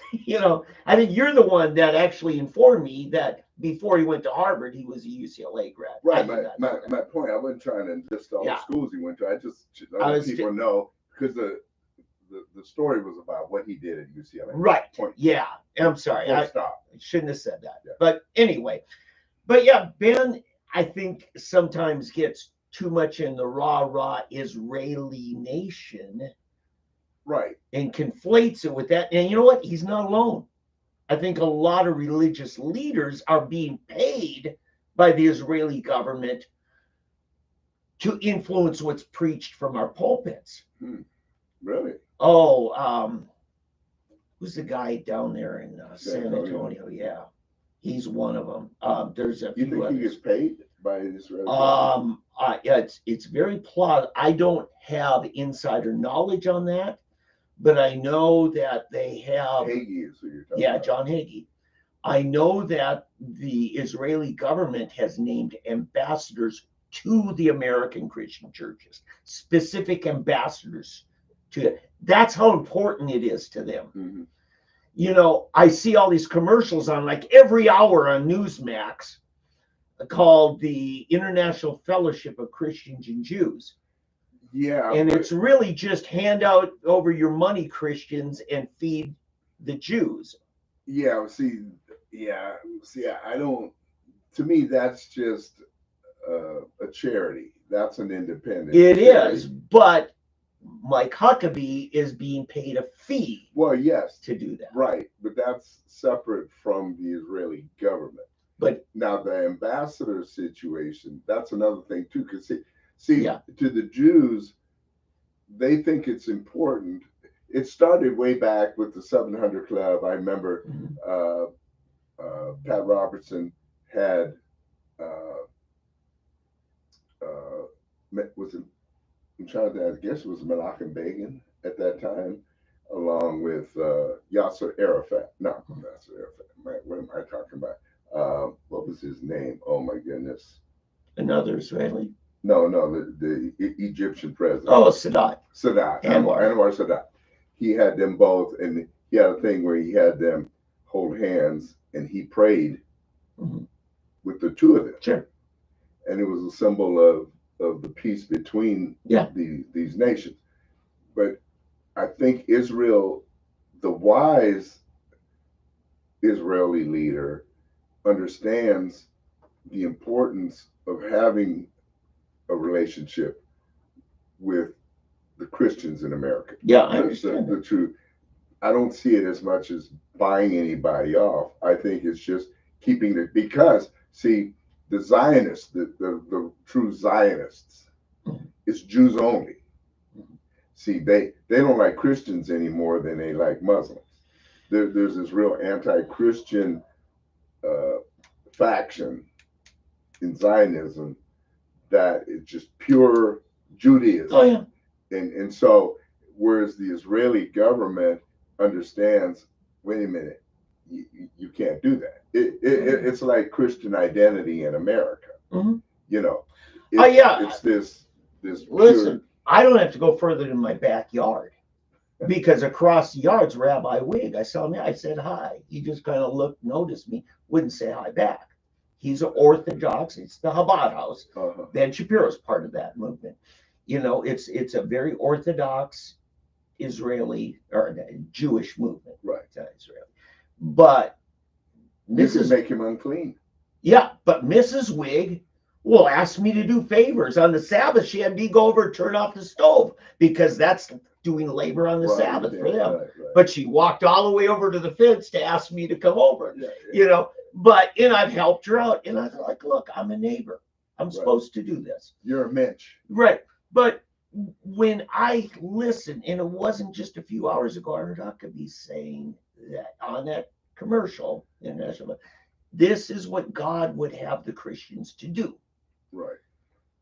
Scripture says, Paul says, do good to all men, especially those of the household of faith. Right. So if you're going to have a preference, make sure your fellow believers first. Yes. Right. And what Huckabee is Well, doing is saying if they're of the Jewish race, they're in a preferred class that you got to take care of them first. Huckabee's getting paid. Exactly. Huckabee is hawking. He's hawking all kinds of stuff. Yeah. Huckabee. What is the other thing? He and his wife are always doing some kind of vitamin. Sleep aid. Sleep. Yeah. Sleeping pills. So I take Mike with a grain of salt. Right. Anything he does, yeah, I'm watching out. I know, but this is a guy I helped him run for president. No, I 16 know, years ago. He's a man. Yeah. He's a man. You like him or you don't. Right. I try to separate a guy who's trying to stay employed, right, feed his family. Okay. And I don't hold it against his daughter, even though he has a bit of sleaze. In fact, you probably brought him when he came to town and he did the book signing up at was it Barnes and Noble or not the that old time. I just when we had a big rally at the airport. We packed the place because he up. came in and did a book thing, and I was the host. We did a live KFIQ did a thing, and I interviewed him and all of that, and had him there signing books, and in between he would come and talk to me, and he would go back. But anyway, so I got to meet him and everything, and he was I have to admit, he was one of the most pleasant interviews I ever had because he really, like, sometimes you get celebrities that'll do interviews and it feels like they're blessing you with their time. You spent a lot of time with entertainers. And you know what you're talking about. And Mike actually seemed like, he just enjoyed talking, with you. Right. He was a real, let's put it, he was down to earth. He enjoyed being with people. So I don't have anything against the guy. And listen,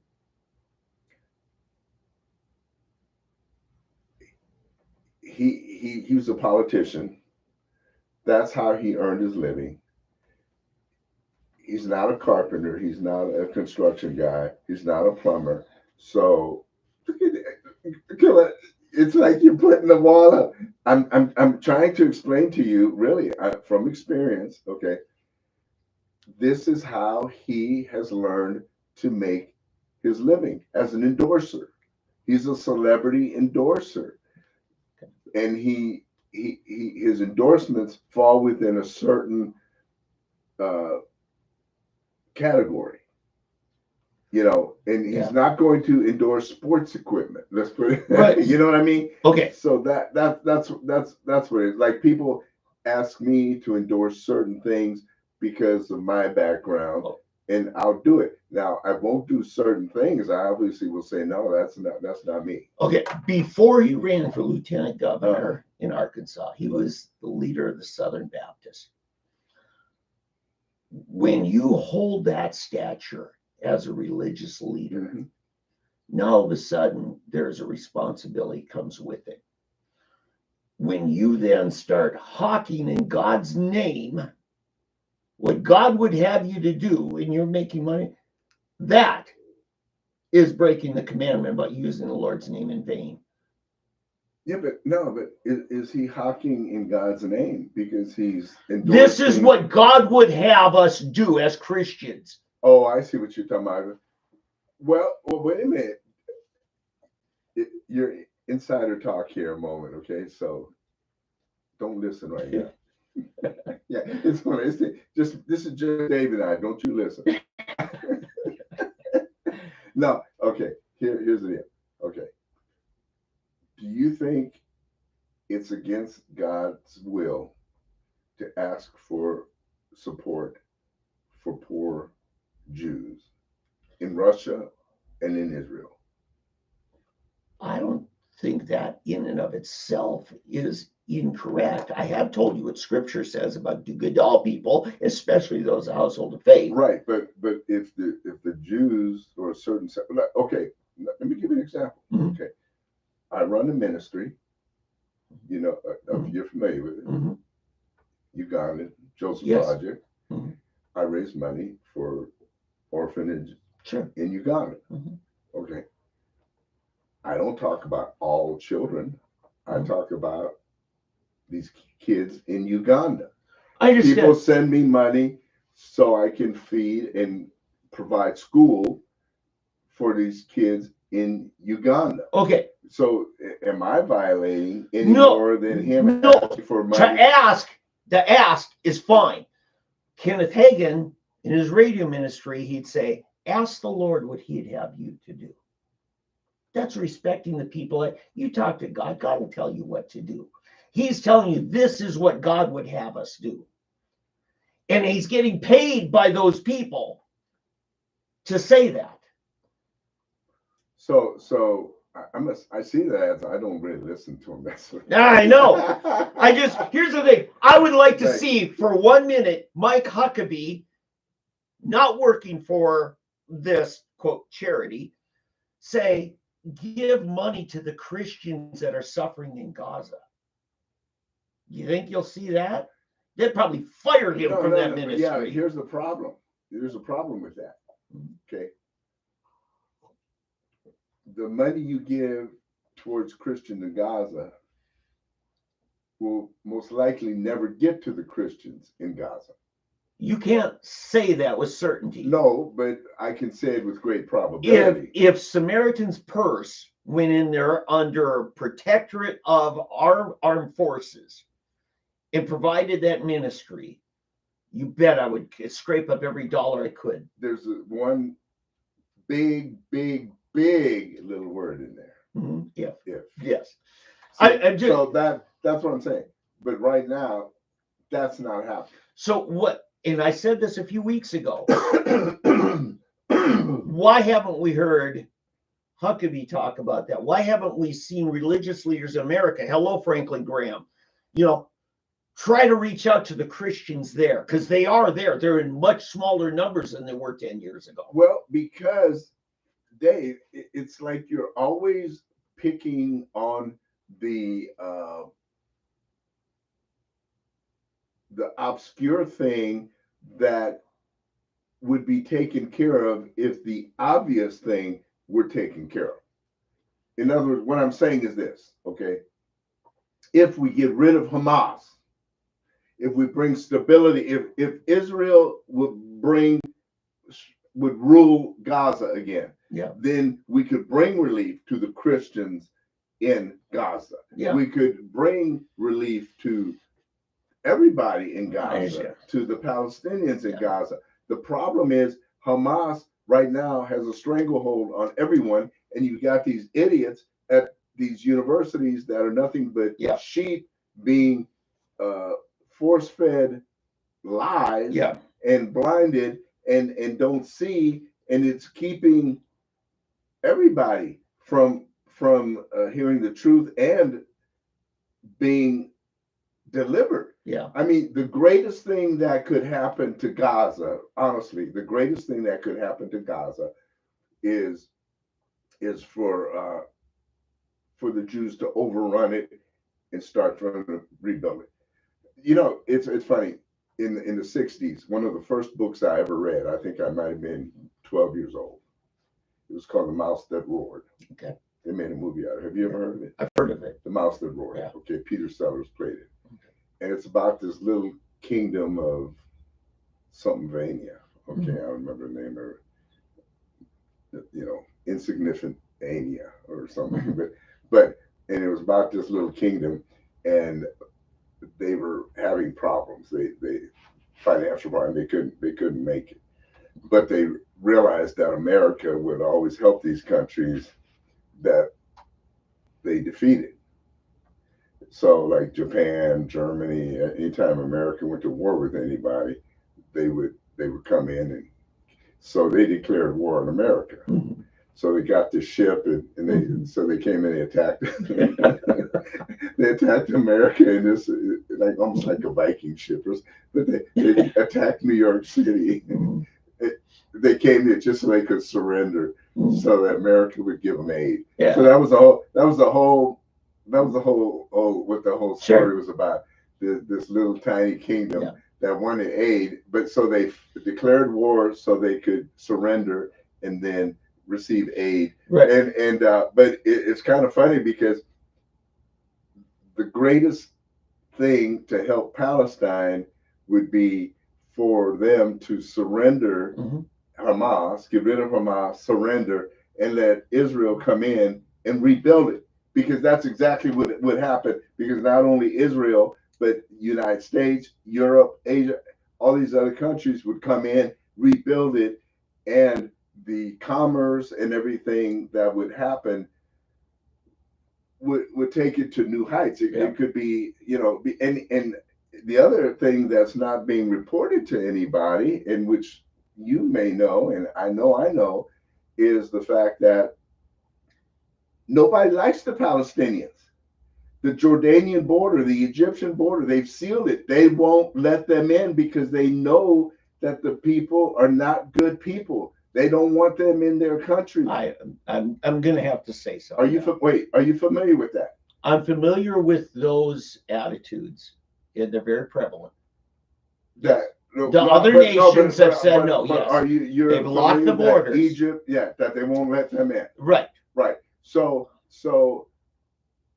if those countries won't, which are supposed to be their neighbors and the ones that know them the best, don't have enough pity to let them come in and as immigrants. Because here's what's weird. You have Syrian refugee camps galore in Jordan and Saudi Arabia and probably even in Egypt. They let them in without any problem. Okay. But they're not, because they know what will happen. Dave, let me finish. Because they know Hamas will come in and create the same crap that they're doing right now in Palestine. I understand. You're talking politics. What I'm talking about. No, I'm not talking politics. Global politics between reality. nations. Yeah, I understand. That doesn't mean you're not also talking reality. But I'm talking to a different perspective here. Within Israel, there's persecution of Christians by the Orthodoxy. Right. CBN has done series on it in their news. Within the Palestinian areas, primarily West Bank. Remember, Gaza isn't nearly as big as West Bank areas, okay? They're being persecuted by the Muslim extremists, right? Who's being persecuted? The Christians. Oh, okay. Amongst the ministry to the Christians and to expand Christianity in those areas. The Armenian church, very established. The Assyrian church, the East, something we don't know much about here, but one time was bigger than the Orthodox church under Constantine, is that big. And then to some degree, the Roman Catholics, and then the Eastern Orthodox. Those organizations, Christian organizations, have some influence there. And I'm speaking on behalf and for the cause of those efforts. And I don't think that's a bad thing. And for their well-being, I think we need to at least acknowledge it's not a dichotomy of either it's this or this. There are Christians there who are called to be the salt of the earth. Are you talking about West Bank now? West Bank and Gaza, in all, and in Israel proper. Okay, but the West Bank is different from Gaza. It's all being considered Palestinian occupied lands. Right, but the West Bank is not affected. There's not a war I in understand. the West Bank. I understand. But ethnically, they identify the same as Palestinians. Yeah, but there's no problems with the West Bank. Because the West Bank basically is under a different guidance. They don't have Hamas there. I mean, that's the bottom line. Right. The one issue with Gaza is Hamas. You're right. But what I'm saying, I've watched a Monsignor was recently assaulted in the streets by Orthodox Jews, and the government just turned their back on it. They are not. They give him a slap on the wrist. Where did that Man in the clock. This was about 2 months ago. Where? It happened, I think it was in Jerusalem proper. But you have tribalism going on of every stripe here. And Christians are called to set aside the tribalism and not adopt some other favorite tribe. We are for Christians first. We are for our brothers and sisters Christ and their well-being. And there's not enough being said about them. In Gaza, the Christians are less than half the population they were 10 years ago. They're being that pushed out, persecuted. Well, sure. But it's not the Jews pushing them out. I don't know. Well, no, it can't be, because the Gaza is run by Palestinians and Hamas. Yeah. I'm just saying, we've got Christians there that we have to identify with. Okay, but I'm not understanding what your argument or discussion is here. Well, I'm trying to respond to a whole bunch of things you said. I don't know. I can't figure out. And because no, I mean, the whole discussion that I was saying was the ideal situation would be to allow the Jews to just take over Gaza and rebuild it. Yeah. But the key is getting rid of Hamas there. Right. And the problem with the Palestinian Muslim community, well, a lot of them are under the thumb. They're intimidated. They're threatened. You know what it reminds you of? Really, the greatest analogy is the old Westerns, where the outlaws have overrun and run the town. Yeah.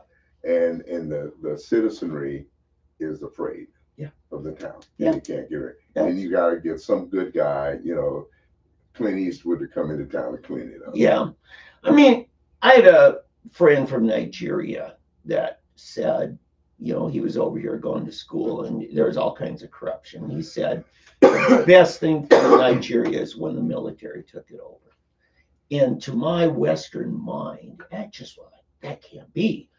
Because you think of military juntas as being, just kind of thugs taking over. But as corrupt as Nigeria was, in his mind, that was a good reform. That was an Oliver Cromwell moment. Well, it depends on which military. Yes. That's how it. But my presumption was military is a bad thing. Right. And that is always a bad thing. Yeah, see, and you have to think a little bit bigger than this, I look, our problem is tribalism over there of all stripes. And I'm saying I've not seen really reports of Christians making the problem worse. I'm seeing them as suffering as the victim from both the Muslims and the Orthodox Jews. And I'm even saying amongst the Jewish nation, most of them are fine. It's the Orthodoxy that is preaching a hate as almost as bad as some of the Muslim hate. Oh yeah, sure. I'm not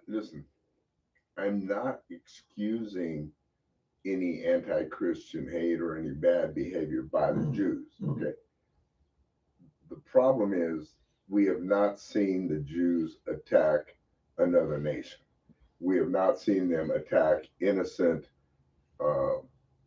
festival goers, churches, blow up churches, et cetera, et cetera.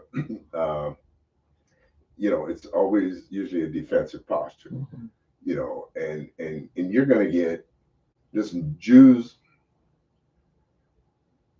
can be some of the nastiest people on earth, right? I mean, we know that. I don't know if you've ever, Netflix, to their credit, they play, they have international TV shows from every country. And so my wife and I, we watch them from every country. The Korean ones are our favorites, but we watch Israeli shows. And man, I mean, those are some despicable shows. Some of them, I mean, there's some, pretty rough people, the Israelis within their own country. Detective shows we'll watch. And so, for Christians to get this idea that the Jews are all these really religious, some of them are the most irreligious people you've ever seen. Right. They cuss like fish, or sailors cuss like fish. They cuss like sailors or Navy guys. And just, a rough they're really rough, tough people. Right. But at the same time, a part of our problem in our Western culture is that we have identified Christianity with softness. In other words, our picture of Christianity is this mild mannered Passiveness. and just speak softly, gently, and just put up with anything, and always this, and this, you know. Whereas we never see, or we have the one example of Jesus turning over the tables and throwing money changers around, and at the so forth. But that's just the one example in the entire New Testament of any type of Christian violence or rising up. And we don't see, but then you got to remember Paul and Barnabas, they got into it and to the point where they had to split up, you remember? And we probably pictured you and I disagreeing like we had maybe a minute ago or something. And Dave, I think you should just go your way, I'll go my way. We don't know. We might have just been yelling and cussing at each other and throwing stuff at each other to the point, you know what I mean? Yeah. But in our minds, we want this picture of these peaceful people that never ever raise their voice, never. Yeah, but what did Jesus say? That by this shall all men know you, that you have loved one for another. Yeah. Now, how do we define love? Because sometimes love isn't mushy. Okay. Sometimes love is the tough thing, right? But when you see extremism in the name of religion, I don't care if it's Muslim, if it's Hindu, Christian, Judaism, that when they get so extreme, you start to see the hate. And that's how you should know you've gone too far. Right. When it turns into the French Inquisition, that's Christianity gone too far. Right, exactly. And the real issue is, what is it you're hating? Are you hating the teaching, the ideology, or are you hating the person? Anybody who's different than me. Yeah.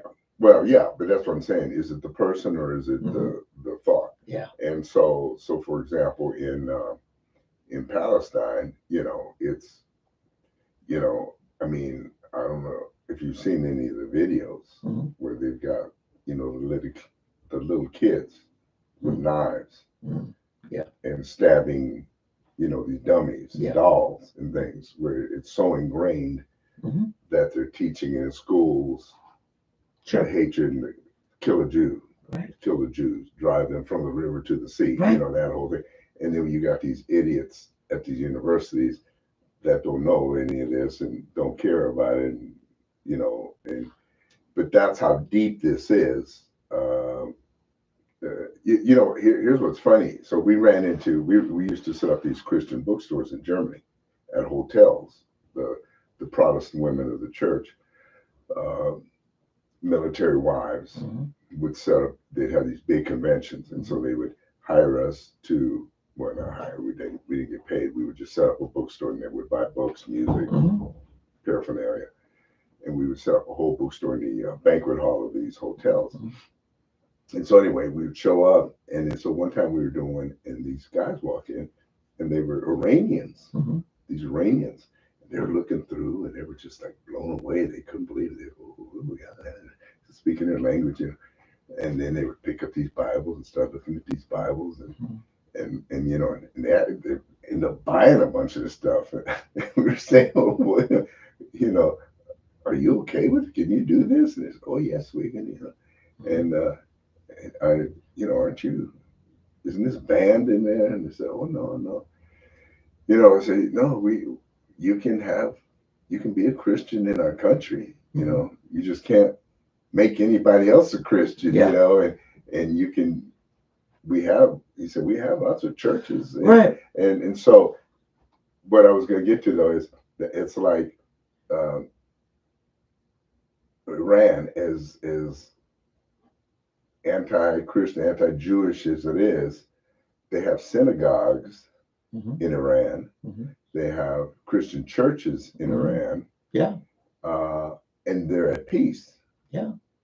As long as they grow organically within themselves and don't proselytize. And that's true in Israel too. Right. You can be a Christian there and read your Bible. Right. You can't have any public meetings preaching Christianity. But the problem in Palestine with the Palestinians and some others, where it's growing into a rabid form of Islam, is that they want the total eradication of the Jew.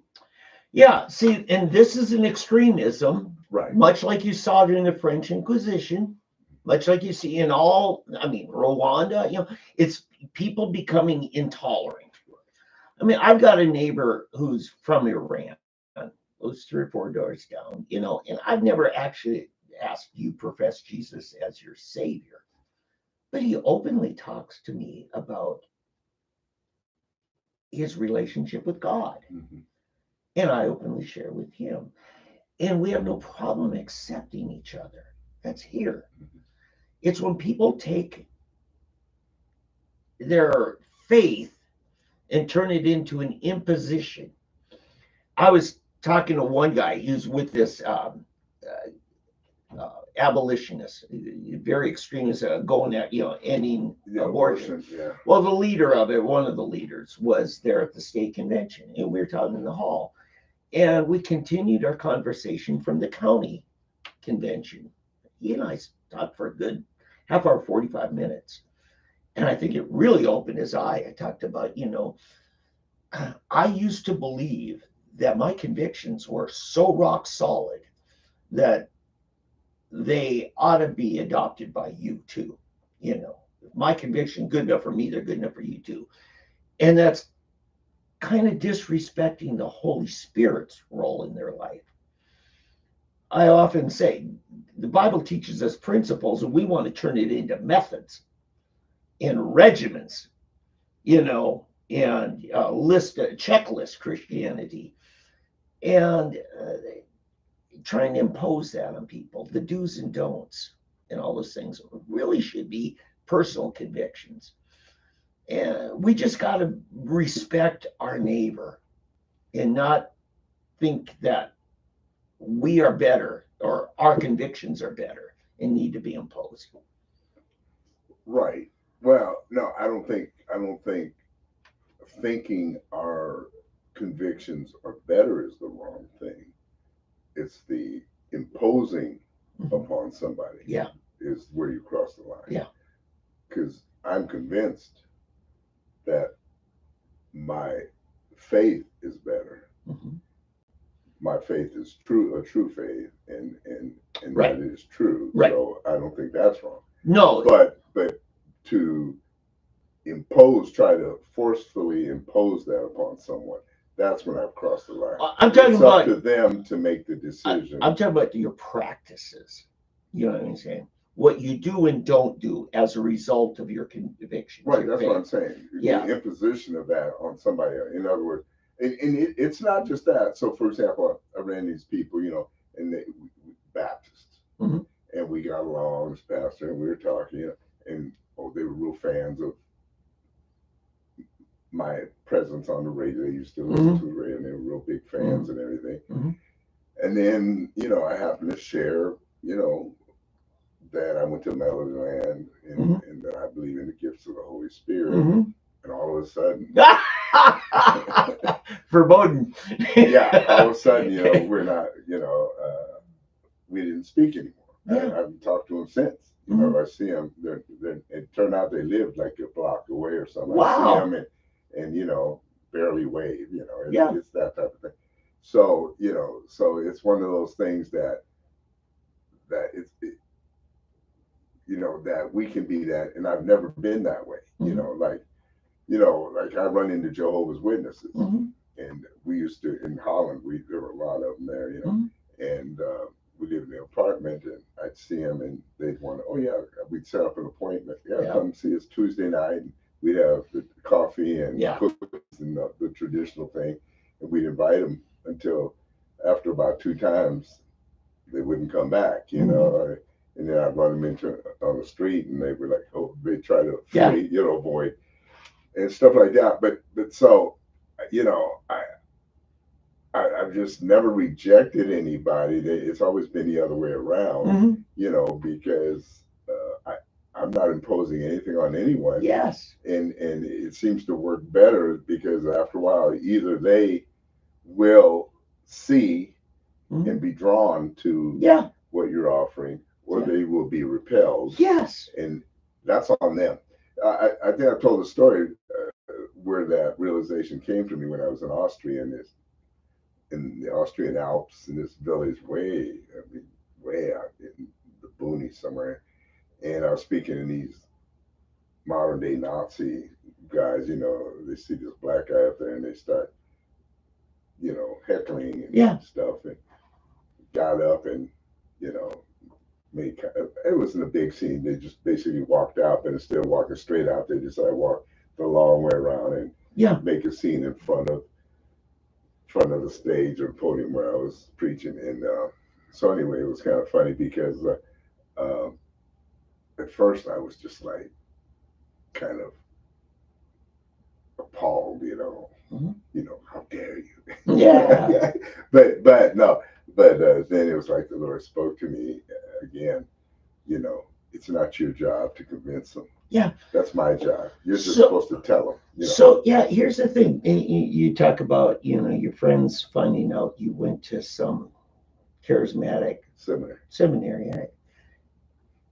How strong are you when you feel so easily threatened by somebody's difference? Right.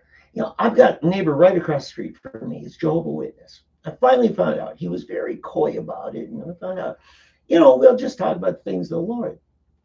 And I think I kind of blew it. We were meeting at the mailbox there, which is right there on the curb on his side of the street. And we were just talking a little bit. And all of a sudden, the Google vehicle comes by taking pictures. But they don't put their Google logo on their vehicle anymore. They used to, But I saw all this hardware sticking out all over. I said, John, that's a Google vehicle. So he goes up the cul-de-sac and he's coming back. I said, John, what do you say we moon him? Yeah. I don't. Yeah, I said it. I mean, it's just kind of like we're the guys. I wasn't serious. No, I know. You know, but boy, he got uncomfortable. It's like, you know, well, he's not one of ours. He might actually mean that, you know, because he listens to the stuff, you know, and he's a nice guy. I mean, and that's the thing, you know, your Christianity shouldn't be so fragile that it somehow feels threatened by somebody living different or professing differently. And that's just it. To me, the intolerance comes from a place of insecurity. Right. Yeah. It's like you know, Mormon, everybody traditional Bible friend too. Yeah. It reminds me of skit that he does. The comedian, black comedian. He's the most vulgar person on earth. He's worse than Eddie Murphy at his worst. And so Cal was talking about, you know, every black person should have a white friend or white acquaintance. He's talking about, you know, this guy, black guy, getting picked up by the police at 4 a.m. And misdials and dials some white lady. and he calls his friend, you know, and first he calls the white lady, and you know, and the white lady just is very cordial and you know, is really nice to him and ends up helping him out, jumps all over the police, you know, and tells him, let's figure this out, you know. It calls his black friend and tells him, nigga, get off the phone. What you doing calling me at 4 a.m? You know, but you know, just gives him a hard time with all of this. But anyway, it was just so funny. But that's how I picture Mormons being. And I had these clients in the past, Mormon clients, and they're just, you know, like, it's like everybody says, they truly are just wonderful people, Yeah. and I don't buy their theology. Mhm. In fact, I studied it, Mhm. in seminary, cult apologetics. But as far as people, they're wonderful Yeah. people, and I believe as they have progressed, I believe it's becoming more and more. I believe eventually Mormonism may actually. I'm trying to think of the word morph. I know morph's not a good word. It may actually evolve or develop into finding true Christianity, Mhm. and realizing that the Joseph Smith story, the Brigham Young story, were just fables, Mhm. and that you can get rid of the Pearl of Great Price and the Book of Mormon and just keep the Bible. Yeah. That's the bottom line. Kenneth Hagin, I went to Rhema. Okay. Right. One of the things Kenneth Hagin says, you can be right in your heart and wrong in your head. Mhm. I do not hold to the view of that you can never go to heaven if you have beliefs about God that are incorrect. They've got to be correct. I'm sorry. I'm still learning and growing. Okay. Does that mean yesterday I wasn't a Christian because I didn't understand then what I know today? I believe that it's in your heart that you surrender your life to Christ. What your system of theology is might take a while to get there, but I don't think, Stuart McBurney, a theologian, West Coast, I forget what seminary he was at, but he told Paul Crouch one day, he says, I actually, as a student, I wrote to C.S. Lewis and asked him, how watered down could someone's Jesus does? Right. And it's, do you know Jesus? Yeah. It's a relationship. Well, to me, I always go to the last book of the Chronicles of Narnia. Yes. And not the horse and his boy. I can't remember what was the name of the last book. Well, anyway, it's where the Antichrist, basically The last battle. the last battle. Right? Yes, further up and further in. Further up. Yeah. Farther up, further in, and where they go into the tent, and the Muslim, which I believe he was using Muslims, because if you look at the description, it's pretty clear it's Muslim. It was very clear to me. Yeah. So anyway, they go into the tent, and the pseudo Christians, they meet this monster, remember, as their savior. The monster, demon, basically takes them, and then you get the Muslim who didn't know, who thought he was worshiping God, but it wasn't really Aslan. And he actually meets Aslan. Yeah. And then he's all puzzled. He doesn't know. And scared to death, wasn't he? Yeah, he's scared. And then Aslan takes him there, walking with him, just taking him and teaching him, and telling him, yes, you've essentially that you've had the right idea. You've been worshiping the right person. You just didn't know who he was. And, I mean, C.S. Lewis had so many right ideas that of how God, I believe, is, because otherwise, to me, if that's not right, then God ends up being kind of a monster. Who just announced he's a Christian? Huh? You know who just announced he's a Christian? Russell Brand. Oh yeah, Russell Brand. Yeah. He's been coming on for a while. And you know what he credits to? He joined a book club studying mere Christianity.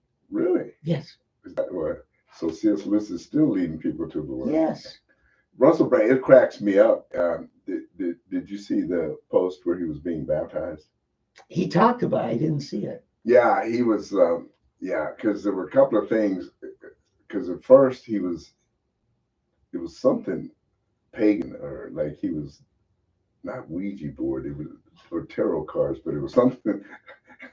It was like, I could just see, and I'm just sitting there laughing, kind of with listening to this, watching, because I just know there were Christians just cutting him to shreds because he was talking about, he was mixing kind of, you know, what do you call these, New Age. Yeah. He was kind of mixing some New Age thought with the Christianity. Sure. But then later he had another one, and he cleaned it up. He said, yeah, he's been informed that this and I've gotten rid of this, I've gotten rid. Sure. And it's like you can see, I mean, it's an amazing, almost a real study in someone.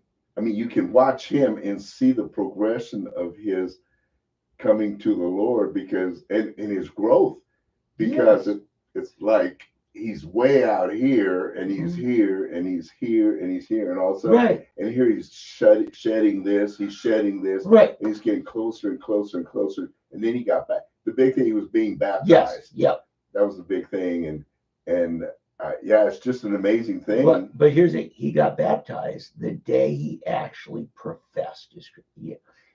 You know, it's like Philip in the Ethiopian, where he says, yes, and he says, hey, here's some water. Why shouldn't I be baptized now? Right. I mean, you go to some liturgical church and they want you to take 6 months of classes before they'll baptize you, as though it's your system of theology that saves you.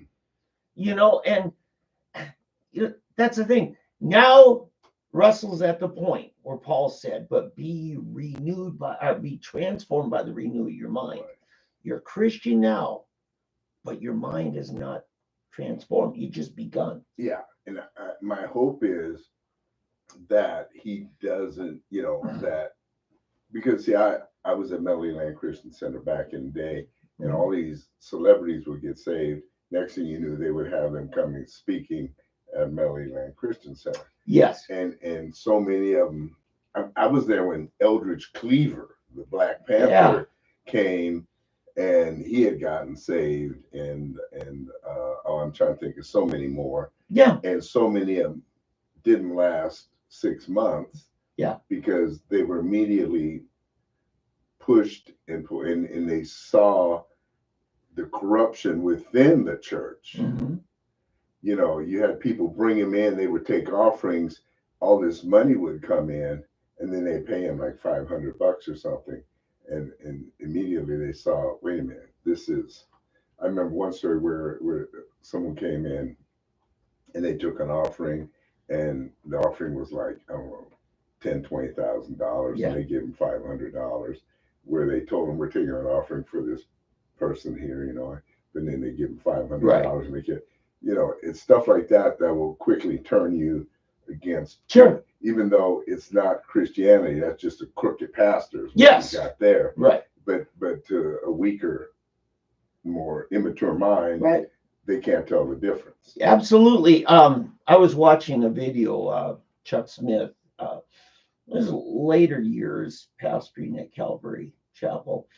And he had a Sunday, and it was just music, and Bob Bennett was there. And Bob said, man, it's been a long time since I've been here. First time I was here and I was asked to sing, I made the stupid mistake opening my mouth and said to everybody, I've been a Christian 6 months, realizing later that was against the church rules. They didn't even let you come speak until you'd been a professing Christian a certain length of time, and 6 months wasn't enough. And that was Chuck dealing with exactly this thing. Right. Because the scripture says, do not promote a novice too soon. Right. And so, yeah, it's a good principle. Yeah. But I think you just, I'm excited about Russell Brand, and it's going to be a process. Oh, no, I agree. Totally. I agree. Hey, I was going to tell you, so, the unrest at our campus, and we had talked about Israel and all, but at Arizona State, this is how stupid some of these schools are.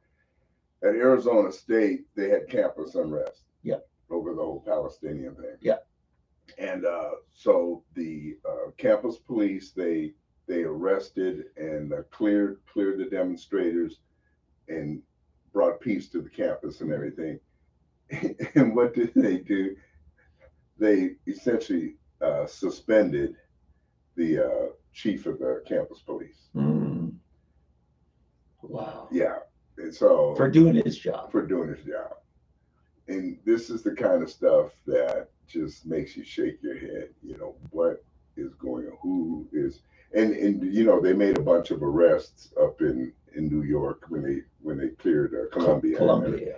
But then out of those, I think there were like several hundred that were arrested, but I think only 30 of them were charged with anything. Everybody else they just let go.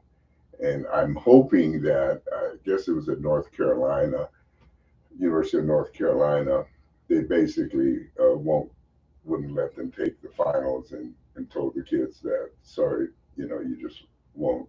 You've been kicked out of school, basically. Those kids. Those kids. Yeah. And but now you know they're trying to appeal, trying to get them back, and but they shouldn't do it. They should send a signal, send a harsh signal. No, we will not tolerate this type of behavior. Let this be a sign to the rest of you, because that will definitely send a signal to future students that we're not going to tolerate this. You know, these guys are done. If you want to come back, you got in 2 years they can come back. Right. So I want to talk about what's really behind this. Yeah. And we're going to be speculating here. But it doesn't matter whether it's Occupy Wall Street or whether it's the BLM, George Floyd stuff, and now Antifa. this, right? The Antifa and all that. Who's behind it? Because this is not this is AstroTurf. I mean, somebody's funding this. I mean, the Antifa stuff, you know, a pallet of bricks doesn't just happen to show up wherever they plan their next protest. Well, and the same identical tents everywhere. Yeah. And I mean, they will have trailers with all the stuff parked right there, U-Haul trailer, and boom, let's get it. And now we're, you know, it's an insta mob. So it's well funded. Yeah. And it seems to be focusing on areas where they've got the right district attorney who's going to look the other way, the Alvin Braggs of the world, Letitia James, you know, that whole bunch. Fannie, what's her name? And I'm wondering, are we looking at a WEF, World Economic Forum, a Klaus Schwab, an organization like that? Because the term right now they're fighting against is what they call Christian nationalism. That is the buzzword. I think the ideology that opposes a one world government is nationalism, is you supporting your nation, your pledge allegiance to the flag of the United States of America. They want to make that a dirty thing. And I think this is all leading up to a globalist society. I really think that's the end goal. Okay. No, I think it may be related, but I don't think the WEF or any of them are related. I do think you got Soros involved. Yes. And I'm kind of combining the WF, right. You know, Klaus Schwab and Soros as right. Kind of the same ideology. But I think the real money and the real impetus behind this comes from the Islamic Brotherhood. I don't see it. Oh, yeah, no. The Muslim Brotherhood is behind. In fact, I saw a video just this morning when I woke up. I was looking, and they were interviewing these professors, and they interviewed. I think there were 6 professors, and the first 4, they were all Muslims, and they were the professors at these universities, and every one of them was talking about spotting, the same line, and it was about, you know, democracy and the freedom, and Palestine must be freed, and this and this, and we've got to further this and this and this, and I think I told you, because in 1981, when I was at YWAM Discipleship Training School, this young kid from Morocco told us about the Muslim Brotherhood, and their plan was to infiltrate the West, universities and our governments, and convince them and turn them to favor Islam. So I think this is the flavor of this season protest. It was economic exploitation with the whole Occupy Wall Street. And it was, the anti-Trump stuff with the Antifa. Then you had, is all in the name of racial injustice with the George Floyd riots. I think it's a different buzzword, different flavor, but it's the same organizational model. Right. But they have joined in with, but this one particular has been set up by the Muslim Brotherhood. And so the others see what happens. They found this, and the others have Antifa and them hitched their wagon to that horse. And then the Soros money, greases the wheels. Right. But see, the difference is that it's deeper than these others. Yeah. And you can see that. You can really see that because here the others seem more of just a typical, unhappy social owner. But there's something deeper here. This goes to the heart of people's views towards religion and a nation's existence. So much more deep than just, we want, we're mad because this guy, police brutality. Mm-hmm. This is a police brutality. We can fix this like this, because you've got kids actually spouting from the river to the sea. Right. You got an entire group, thousands in a whole part of society wanting the Jews to be driven, a people group driven from their nation. Yeah, I understand. It's a much, much larger. But I think that just happens to be the flavor of this year's version. I don't think so. I think this is so deep. I don't think it's just a flavor. That's the difference between this and your others. I think we have progressed and it's evolved to a point that, and here's the sad thing. I think they have unleashed a beast that they may not be able to put back in the cage. Well, the whole pitch against Christian nationalism started before the. But see, I haven't heard anything about it. I really haven't heard the Christian nationalism. Oh God, I've been hearing it. MSNBC's been talking about for years. Oh no, I've heard Christian nationalism, but not in the context of these riots and things, these protests that have been going on right now. No, they're not saying this is about that. Right. But what I'm saying is, the people that seem to be funding and driving these little inert things, whether it's the George Floyd death or whatever, exploiting events to their ends, that I think is a globalist agenda. And I'm just saying that the enemy of a globalist agenda is a nationalistic identity, is that we're Americans. I mean, look, we got the Olympics coming up this summer. That's going to be about nationalistic identity because they compete as national teams. Mm-hmm. And there will be narratives trying to undermine that. Where are they this year? I forget where it's at. Yeah, me too. But anyway, I'm just saying, I think I'm seeing on Facebook some of the discussions I'm in, people in Oklahoma trashing, he's a Christian nationalist. I said, is that worse than a Hindu nationalist or a Muslim nationalist? They said, well, the Muslim nationalists aren't trying to tell me how to run my life. And I'm like, are you insane? Go to Tehran, see what it's like. See how tolerant they are in Tehran. So that's because you have Christians here that are allowing you to think how you think. I mean, that's right.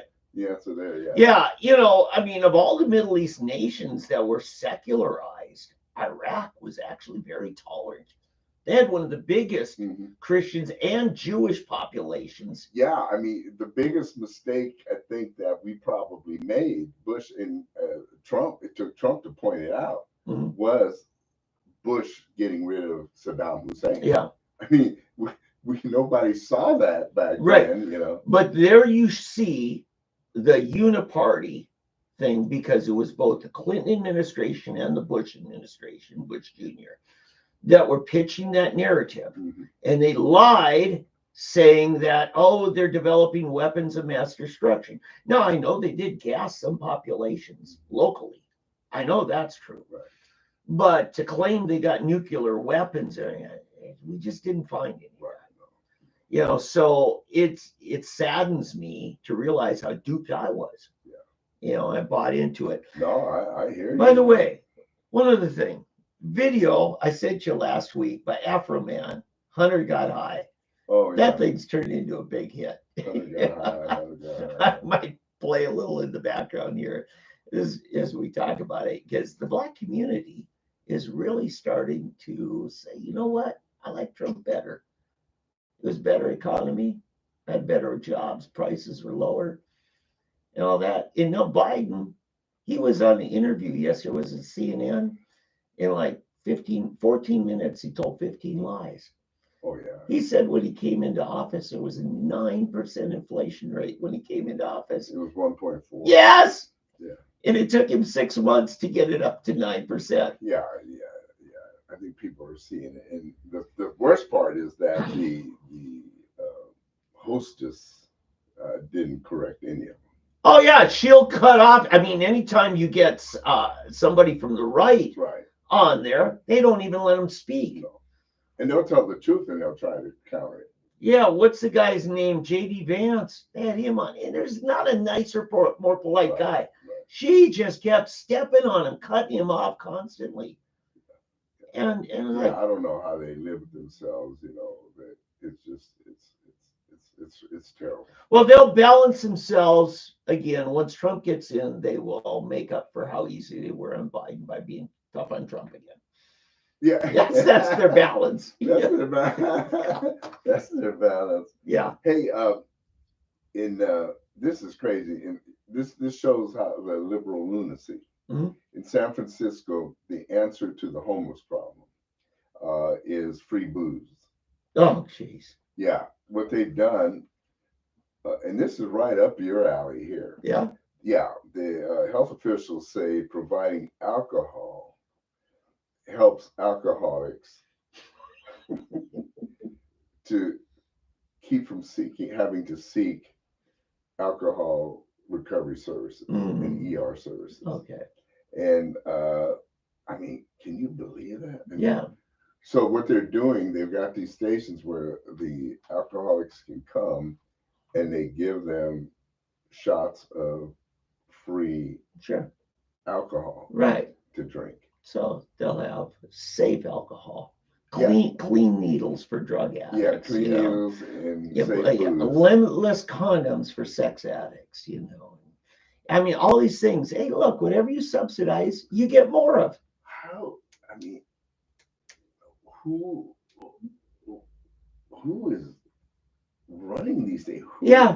What is running through their minds? Yeah, Joe Rogan talked about it. Oh gosh, it was about a week ago. He said LA put this ton of money to fix the homeless problem, poured a lot, and by the time they're done, they had a lot more homeless. Yeah, because whatever you subsidize, you get more of. You're feeding the beast. Yeah, David, it's it's how liberals think. They can't see it. It just blows you away. You just can't understand. It's like our public schools in Oklahoma. Joy Hoffmeister said, well, the problem why we're not doing better in education, we haven't put enough money into it. So we dumped a lot of money in since 2018, and it got worse.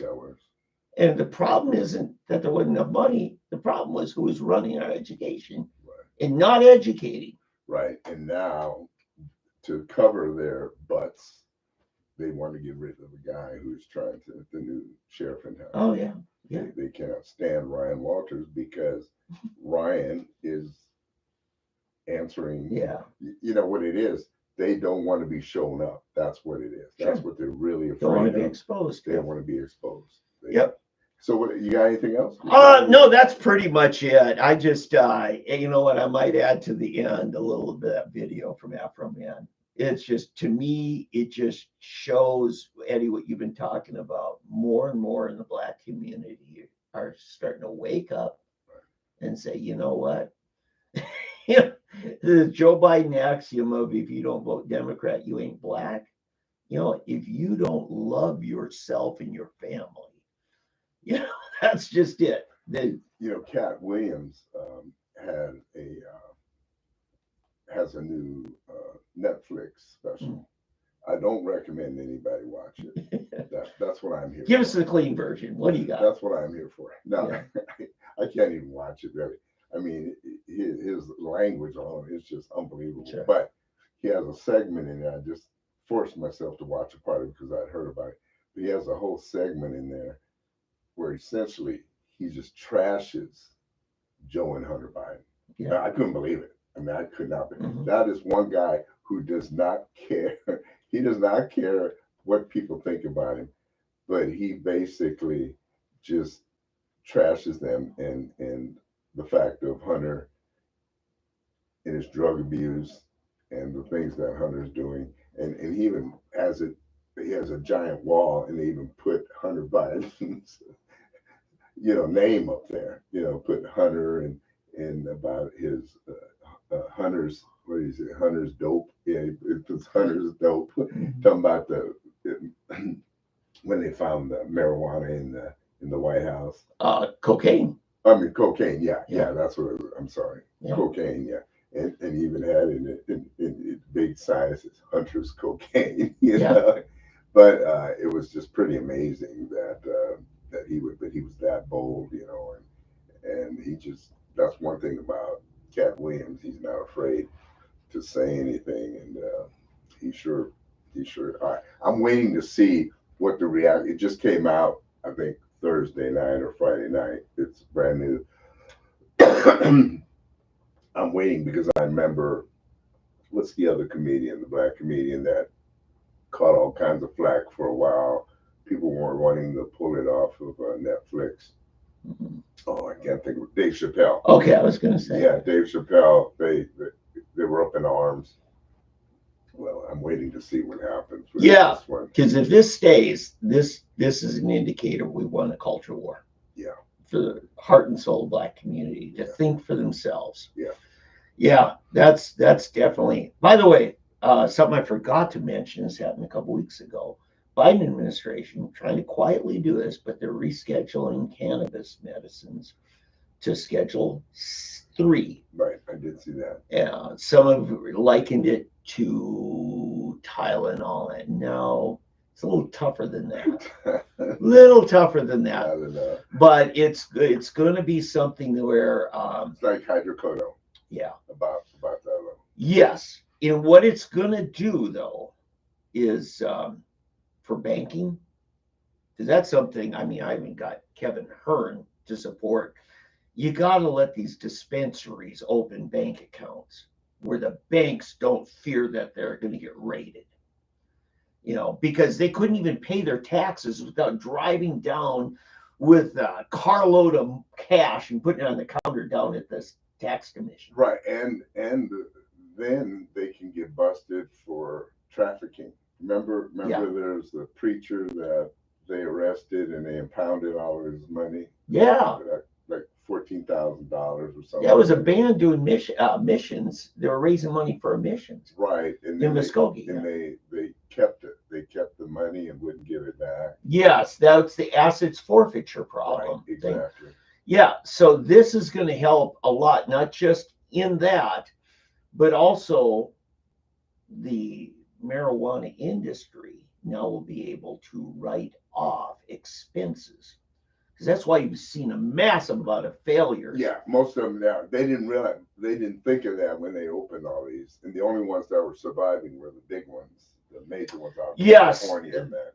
Well, the big ones, they came here from California. It was illegal to be interstate, but they were vertically integrated because there were things you could write off in a grow. Right, they had shell corporations. They would get some local ownership, Oklahoma ownership, but they were really owned out of state. Yeah. Mm-hmm. Yeah. Yeah, it was really, it's been fishy. Yes. But there's been a problem. And the biggest problem there was they let it go for like 3 years without enforcing any of these laws. And now they're cracking down. I think it was deliberate. They wanted to crack down. Just like they were so sure by not testing the product that people were going to die, and nobody died. So that didn't work. So anyway, yeah, I mean, there's just people that just culturally don't want to accept that this might be a preferred way for people to treat their condition. One last thing. Yep. Caitlin Clark made her debut. So WNBA season has started. Wow, that fast. Yeah, and Caitlin Clark played her first game, and they won. Wow. Yeah, and she didn't have a great night. The last exhibition game, she had a good night, 21 points or something. But then next night, which is weird, I think they lost. She scored 21 points and they lost. Her second, that was the last exhibition game, but the first actual game they played Atlanta, and she only scored 12 points, but they won. Yeah. So, but her teammates were very happy. Well, she's a rookie. Come on. Well, no, but her teammates said she was kind of down on herself, but her teammates said no, because she had like, I think like 12 assists and so many rebounds and all this other stuff. They said she actually, what she did other than scoring made it possible for her to win. Straight assist. She's a great passer. Yeah. She's a point guard, right? Yeah, right. I mean, Dante Culpepper, who is in his prime, one of the best quarterbacks, he sat out his whole rookie year on the sidelines. Denny Green said he's just going to learn how to play pro ball. Right. And that's the optimal way they like to do it with rookies, especially at those key positions. Pat Mahomes. Yeah. That's what he did. See, this is my fear. Now we were going to finish, and now we're into sports. But no, this is my fear with what's his name? Who's the number one draft choice this year? Williams. Yeah. Caleb. Yeah, Caleb Williams. That he went to Chicago, and they're so anxious to start him. Mm-hmm. I think they're going to kill him. They're going to ruin his career. Mm-hmm. He needed to go to a team that had a quarterback where he could sit out, learn for a year, take his time, and then come in mid-season, late in the season. Or Patrick Mahomes played one game his whole rookie year, and that was the final game of the season when that didn't count. Yeah. I mean, none of the starters played, and he won that game. You need any more evidence? Look at Troy Aikman's rookie year. He lost every game but one. That's why you don't start rookies. Right. It can crush them. Yeah, fortunately, it didn't crush Troy. Right. And so hopefully it doesn't mess up Caleb. But like I said, I would prefer, because I'm a huge Caleb Williams fan. You may not know that. Yeah. Right? But I really hate that he is going to this team. They got some good draft choices. They did really well there, but they're all rookies, and so I wish he could have had a year to ease his way into the pros. Yeah. And but no, I think he's going to do well, and we'll see how it all goes. Stunning development in the world of women's softball, college softball. OU they're the underdog today against Texas. Texas, #1 team in the nation. OU's #2. OSU got upset earlier this week, Big 12 tournament. They actually rose to like #2 in the nation. They were ahead of OU. Yeah. They beat them 2 out of 3 games in Norman. Yeah. So we've got some great softball here. Right. See, OU, I could see this coming. They just came back in the last month.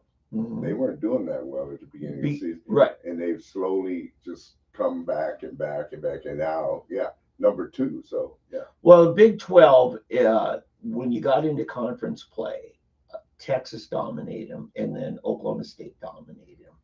But in the tournament here, they've won their first 2 games on run rule. That means they were 8 runs ahead by the 5th inning. Yeah. They just stopped the game right there. So we. But so is Texas. Those two teams are that good. And today they're facing off. Yeah. So You know, I don't know. The only thing I've got to say today, my Lubbock boy, he shows up. I don't have much to say on the whole matter. Yeah. Hey, by the way, we got a celebrity delegate to the Republican National Convention. Who is that? JC? Barron. Oh. Barron Trump is a delegate from Florida. Oh, from Florida. He's 18. Yeah, he wasn't Oklahoma one, delegate, but he turned 18. Right. And the Florida Republican says, let's give him one of our at-large spots. I wonder if we'll be able to spot him. Oh, God, you know. And they'll look for the most embarrassing moment, too. But I mean, how tall is he now? Oh, yeah, he can't hide. I know. He's taller than Dad. Taller than Dad? Oh, He's yeah. Taller than everybody. Yeah. I couldn't believe how tall this kid is last time I saw him. He was only 16 then. Yeah. So I think he's 6'8", 6'7". Yeah, he's really big. Unbelievable. I don't know that he's done growing. He's just 18. Oh, man.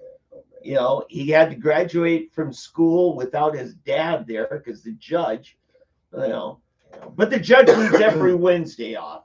Why? I don't know, but it's just my system. So, Wednesday, no court, Yeah.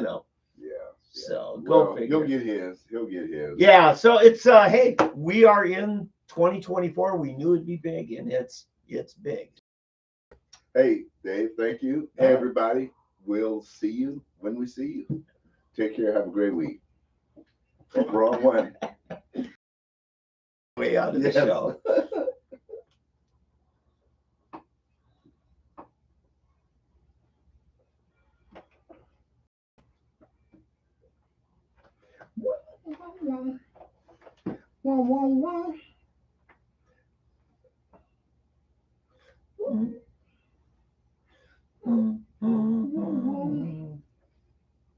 Yeah.